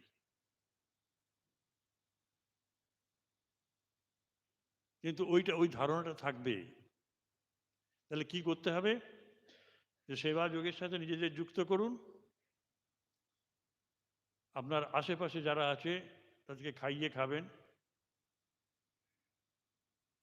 ভুঞ্জতে তে তু অঘং পাপা যে পচন্তি আত্মকারণাৎ। যে নিজের জন্য রান্না করে সে পাপ অন্ন ভোজন করে, গীতাতে রয়েছে। যজ্ঞাশিষ্ট সন্ত উচ্চতে সর্বকিল। তুমি যজ্ঞের অবশিষ্ট অর্থাৎ একজনকে খাইয়ে তারপরে তুমি তার প্রসাদ খাবে, এটাই নিয়ম। স্যাক্রিফাইসড সহযজ্ঞ প্রজাতি, যজ্ঞের সঙ্গে তোমাকে দিই। তুমি যদি out of your greed, if you deny and violate the rule, you will have to suffer. শান্তি থাকবে না। আনফেয়ার মিনস অ্যাডপ্ট করে যদি অর্থ উপার্জন করেন, শান্তি থাকবে না শরীর। সেই অর্থ যদি সংসারে প্রয়োগ করেন, সংসারটাও নষ্ট হয়ে যায়। সুতরাং ধর্মজীবন কর্মজীবন থেকে আলাদা নয়। কর্মগুলোকে শুদ্ধ করে করে ধর্মজীবনে যাবে, মনটা তখন শুদ্ধ হবে। ভগবান শ্রীরামকৃষ্ণ যে বলছেন, শুদ্ধ মন সমান শুদ্ধ বুদ্ধি সমান শুদ্ধ আত্মা। কেউ বলেননি, কোনো শাস্ত্র বলেননি। ঠাকুরের কথা বেদ বেদান্ত ছাড়িয়ে গেছে। শুদ্ধ মন, কিন্তু শুদ্ধ মনটা আসবে কি করে? সেটা স্বামীজি বলেন, শুদ্ধ কর্ম করো। বুদ্ধদেব বলছে সম্যক আজীব। কর্মটা গোড়ার কথা। কর্মটাকে যদি তুমি ধ্যান না দাও তাহলে তোমার কিছু হবে না।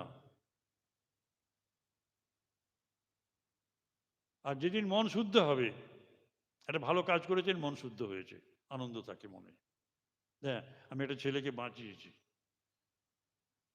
আমি একটা মানুষকে বাঁচাবার জন্য আমার রেয়ার গ্রুপের রক্ত দিয়েছি, টাকা নয়, রক্ত। আনন্দ হয়। আমি জানি একটা রোগা ছেলে, তার রক্তের খুব রেয়ার গ্রুপ, যখন বলা হলো যে দিতে হবে তোমাকে, বললে আচ্ছা ঠিক আছে দেবো। নিল। তারপর সে খুলে সবাইকে দেখিয়ে যাচ্ছে। কি হলো? বলো সবাই দেখুক যে আমিও রক্ত দিতে পারি। আমার খুব আনন্দ হচ্ছে মহারাজ। ভালো কাজ করুন, আনন্দ পাবেন। অন্যায় খারাপ কাজ করুন, ঘুষ নেন, মানুষ খুন করেন, তিনি খেতেও পারবেন না, ঘুমোতেও পারবেন না। That's it. সুতরাং কর্ম কর্ম কর্ম, কর্মটাকে শুদ্ধ করো। রামকৃষ্ণ মিশন যে কর্মযজ্ঞ তৈরি করেছে, এটাই আমাদের কাছে উপায়। কর্মটাকে শুদ্ধ করলেই আমরা শুদ্ধ চিত্ত হব, এবং শুদ্ধ চিত্তে ওই শুদ্ধ আত্মার প্রতিবিম্বিত হন, reflection, the entire glory of শুদ্ধ চৈতন্য। কম না। যাই হোক, আমাদের মহারাজজি বলভদ্রানন্দজি সুন্দরভাবে সব বলেছেন যে বৈচিত্র্য, এই বৈচিত্র্য তো এইটাই, বৈচিত্র্য এইটাই বৈচিত্র্য। তা মানুষের দেবত্ব আর বহুত্বের মাঝে একত্ব, সেটা আমি বললাম। শরীর মন বুদ্ধি, এ তো বহুত্ব, এর অনেক র্যামিফিকেশনস আছে, কিন্তু একত্ব, ওই আত্মাতে একত্ব। এই জন্যই এটাকে শারীরক ভাষ্য বলা হয় উপনিষদকে, ব্রহ্মসূত্রকে। ব্রহ্মসূত্রে এসব সুন্দর করে আলোচনা রয়েছে। আর আমরা, আপনি হয়তো বলতে পারেন যে আমরা তো জীবাত্মা বহু, জীবাত্মা বহু, তাহলে ভগবান পরমাত্মা সেটা কি করে হলো?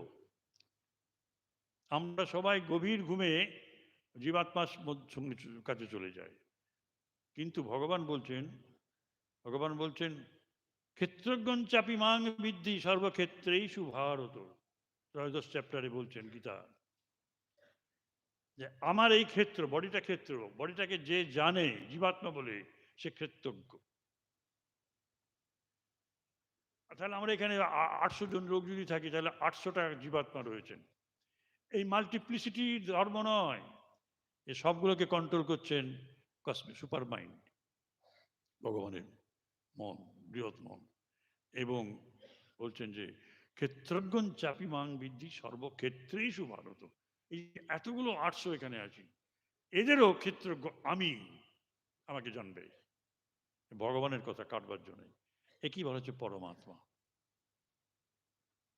আমরা পরমাত্মায় লীন হই, কিন্তু গভীর ঘুমে আমরা জীবাত্মার সঙ্গে এক হয়ে যাই। এখন যেতে হবে তো, আমার নিজের কিছু একটা লেখা ছিল,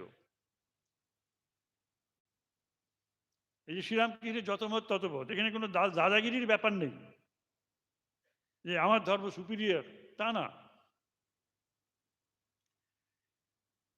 এখন কোনো মতবাদকে ঘৃণা করা যাবে না, কোনো মতবাদকে ঘৃণা করা যাবে না, সম্মান দেখাতে হবে, সম্মান দেখাতে হবে। কারণ ওগুলো লোয়ার ট্রুথ। মহারাজ বলেছেন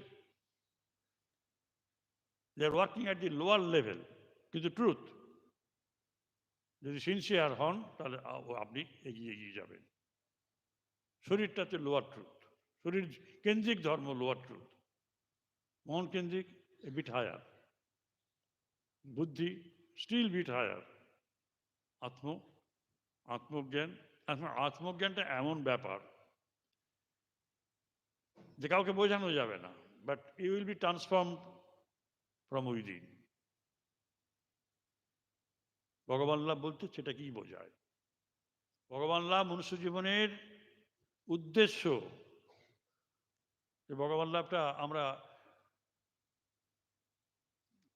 পুজো করি, দেবতার সামনে আরতি করি, পুজো করি, কিন্তু যেটি মহারাজ বললেন, স্বামীজি, গোস্বামীজি, আমাদের কিন্তু ভালো করে বুঝতে হবে যে আমরা কোথায় আছি। ওই মন্দিরে ওই পুজো করলাম, কিন্তু আমাদের যেতে হবে গোড়াতে। শেষকালে তিনি সব বলেছেন। ফাংশনাল লেভেলে এসব করছি, কিন্তু এসেন্সিয়াল ব্যাপারটা অন্যরকম।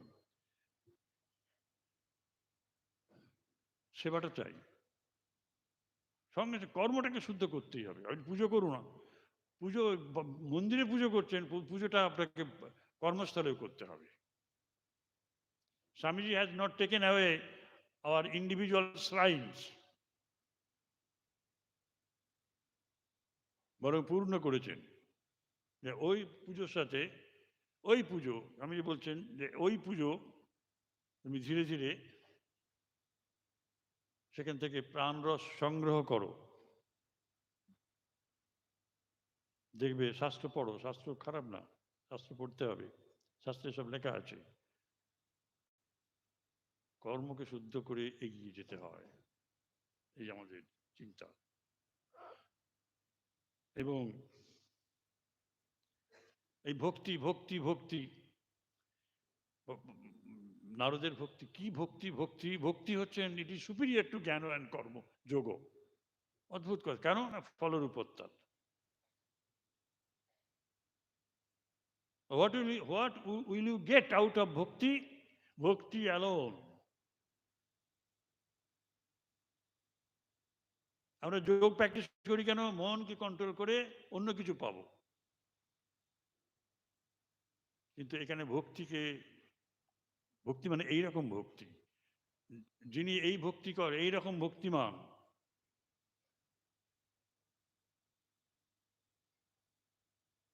তার সমস্ত জীবনটাই অন্যরকম হয়ে যায়। এতটুকু সেলফিশনেস থাকে না, তার জীবনটা অন্যের কল্যাণের জন্য হয়। যাই হোক, আমি আপনাদের সকলকে শ্রদ্ধা শুভেচ্ছা জানাই। এখানে যারা স্বামীজির উপস্থিত আছেন তাদের প্রীতি ভালোবাসা জানাই। গোস্বামীজিকে আমার শ্রদ্ধাপূর্ণ প্রণাম নিবেদন করি। তিনি মহাভাগ্যবান, বৃন্দাবনে তিনি বাস করছেন এবং তার মন প্রাণ সবসময় সেখানে যুক্ত। He is eternally connected with the love of Bhagavan Krishna, Bhagavan Shri Chaitanya. They are one and inseparable. আপনাদের সকলকে ধন্যবাদ। জয় মা।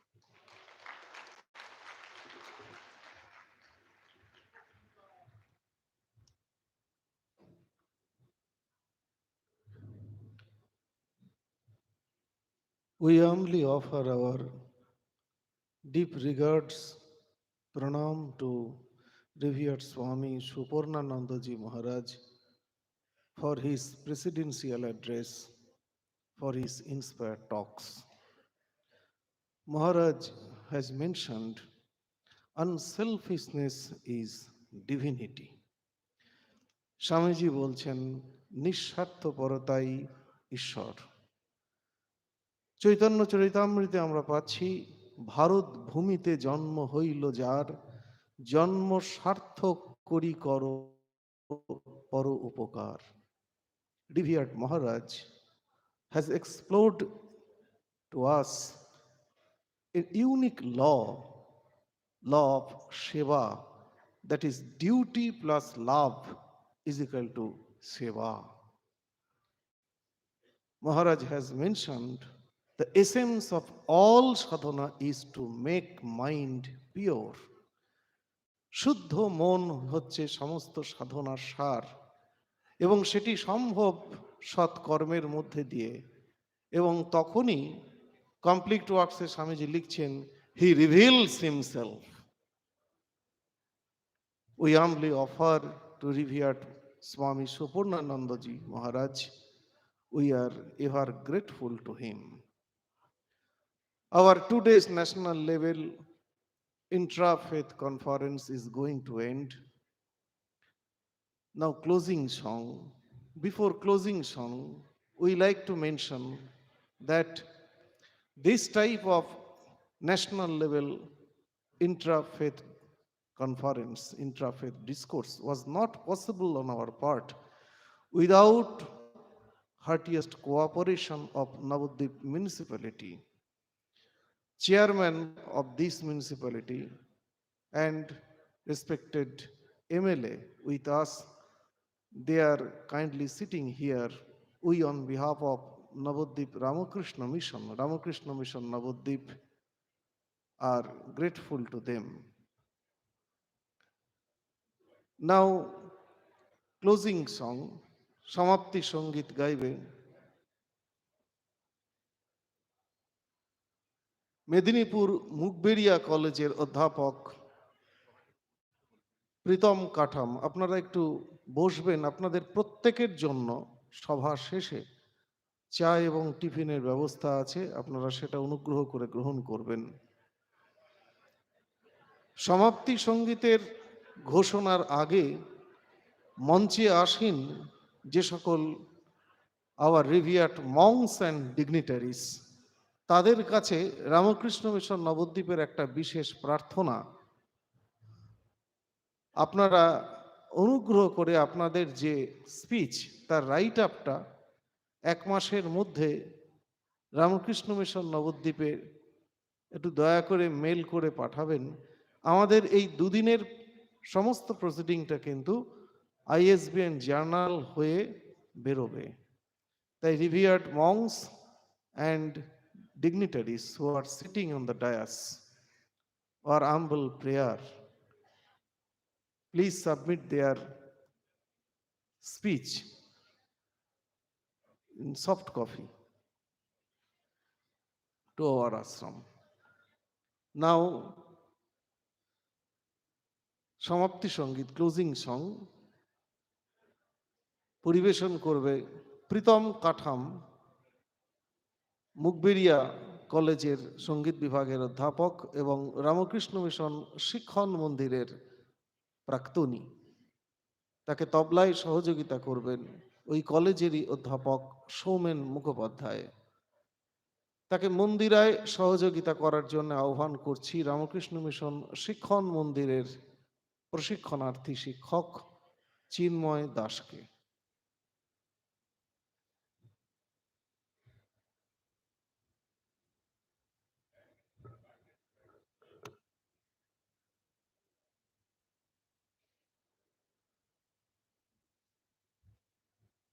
শিল্পীদের পুষ্পস্তবক দিচ্ছেন রামকৃষ্ণ মিশন নবদ্বীপ শাখার সম্পাদক পূজনীয় স্বামী অমরেশ্বরানন্দজি মহারাজ।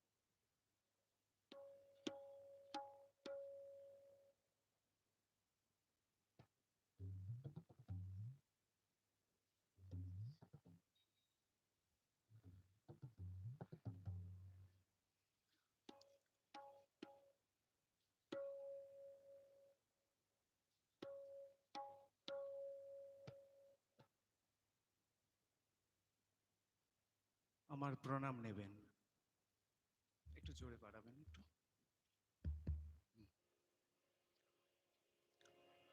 प्रभु का नाम,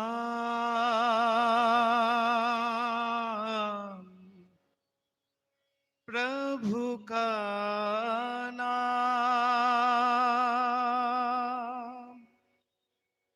प्रभु का नाम,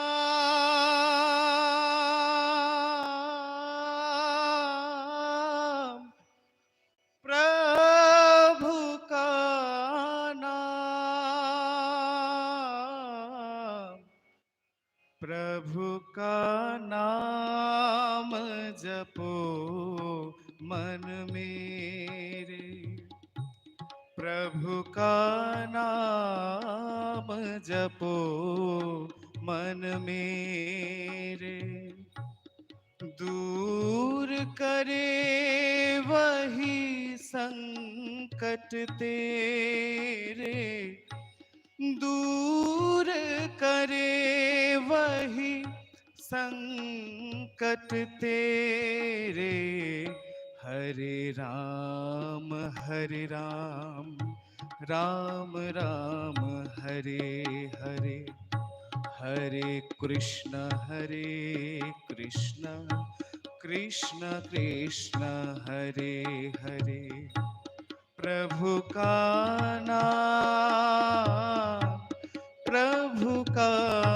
नाम जपो मन मेरे।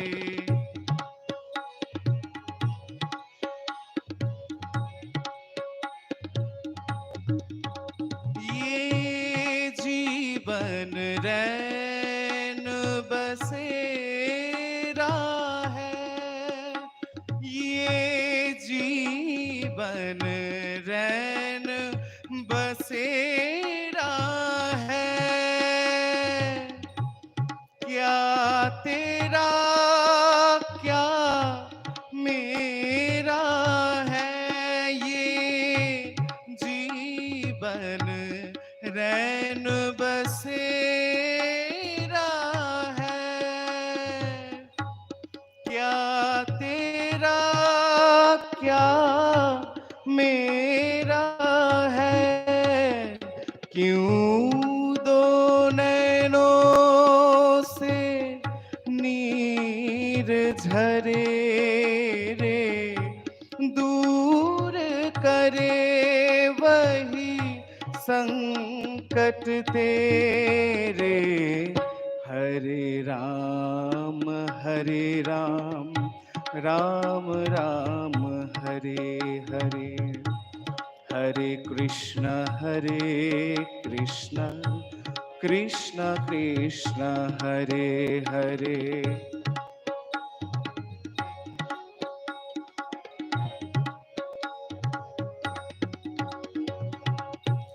पिंजरा जब खुल जाता है, ये पिंजरा जब खुल जाता है,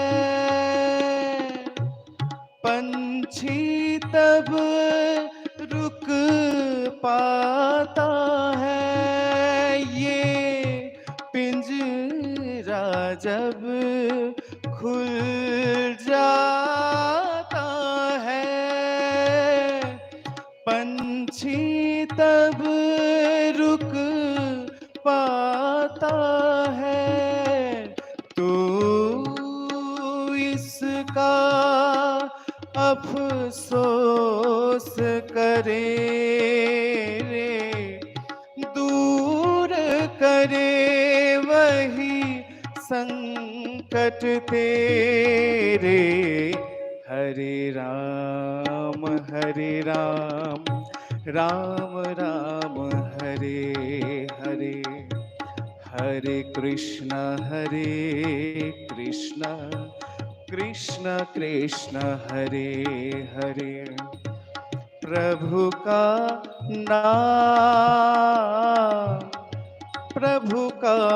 नाम जपो मन मेरे, दूर करे वही संकट तेरे, दूर करे वही संकट तेरे। हरे राम राम राम हरे हरे, हरे कृष्ण कृष्ण कृष्ण हरे हरे।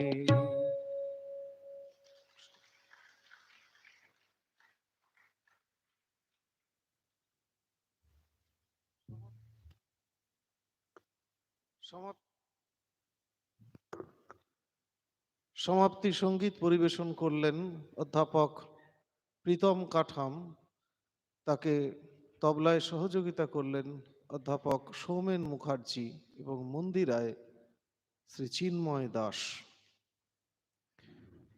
স্বামীজি রামনাথ অভিনন্দনের উত্তরে বলছেন যিনি শৈবদের শিব, বৈষ্ণবদের বিষ্ণু, কর্মীদের কর্ম, বৌদ্ধদের বুদ্ধ, জৈনদের জিন, ইহুদিদের ইয়াভে, মুসলমানদের আল্লাহ, বৈদান্তিকদের ব্রহ্ম, যিনি সকল ধর্মের সকল সম্প্রদায়ের প্রভু, সেই সর্বব্যাপী পুরুষের মহিমা একমাত্র ভারতই জানিয়াছিল। প্রকৃত ঈশ্বর তত্ত্ব কি তা ভারতই জানিয়াছিল। প্রত্যেক জাতির, প্রত্যেক দেশের একটা জাতীয় ঈশ্বর, একটা জাতীয় দেবতা আছে। ভারতবর্ষের সেই জাতীয় ঈশ্বর বা জাতীয় দেবতা হলেন পরমাত্মা রূপে প্রত্যেক মানুষের অন্তরে রয়েছেন। তিনি আমাদের সখা, তিনি আমাদের মাতা, পিতা, বন্ধু। সেই পরম দয়াময় প্রভু আমাদের আশীর্বাদ করুন, সাহায্য করুন, শক্তি দিন। রামকৃষ্ণ মিশন নবদ্বীপ আয়োজিত দুদিন ব্যাপী জাতীয় স্তরের অন্তর্ধর্মীয় সম্মেলনের উদ্বোধনী অনুষ্ঠান এখানেই শেষ হচ্ছে। আপনারা কেউ উঠবেন না। রামকৃষ্ণ মিশন নবদ্বীপের সহসভাপতি আপনাদের মাননীয় সব্যসাচী মণ্ডল মহাশয় আগামী দিনের কর্মসূচি নিয়ে আপনাদের কাছে একটু বিস্তারিত বলবেন। একটু শুনে নেবেন 2 মিনিট, তারপরে আপনারা ধীরে ধীরে প্রস্থান করবেন। নমস্কার।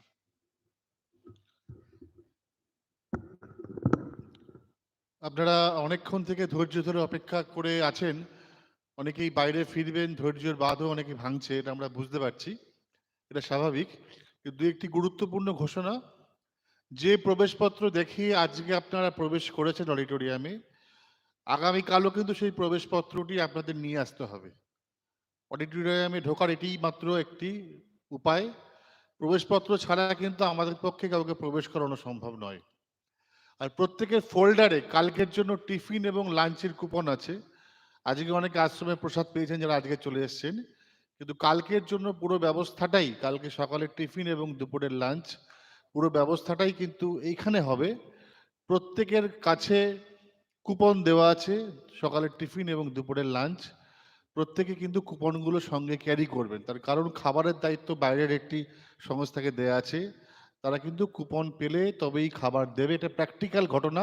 এটা একটু সকলে আমাদের সঙ্গে বুঝে সহযোগিতা করবেন। আর আপনারা যেভাবে সারিবদ্ধভাবে দুদিক দিয়ে ঢুকেছেন সেভাবে দুদিক দিয়ে বার হবেন। আজকের জন্য অনুষ্ঠান এখানেই সমাপ্ত হলো। প্রত্যেকে আস্তে আস্তে বেরোবেন। প্রত্যেকের জন্য চা এবং টিফিনের ব্যবস্থা রয়েছে, সেগুলো ধীরে ধীরে নিয়ে আমাদের সঙ্গে সহযোগিতা করবেন।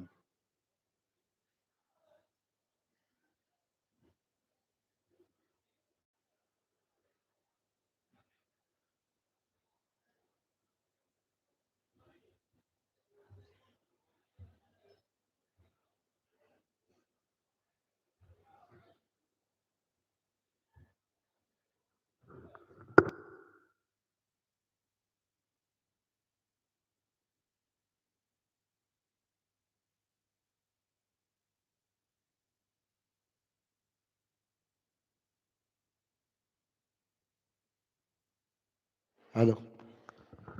আর আমাদের সাংবাদিক বন্ধুরা যারা আছেন তারা অনুগ্রহ করে আমাদের ম্যানেজিং কমিটির মেম্বারশিপ দলের সঙ্গে একটু যোগাযোগ করবেন। আমাদের সাংবাদিক বন্ধু বিভিন্ন চ্যানেল থেকে যারা এসছেন, যারা আছেন, তারা আমাদের ম্যানেজিং কমিটির মেম্বারশিপ পৃথ্বীশ বলের সঙ্গে যোগাযোগ করবেন।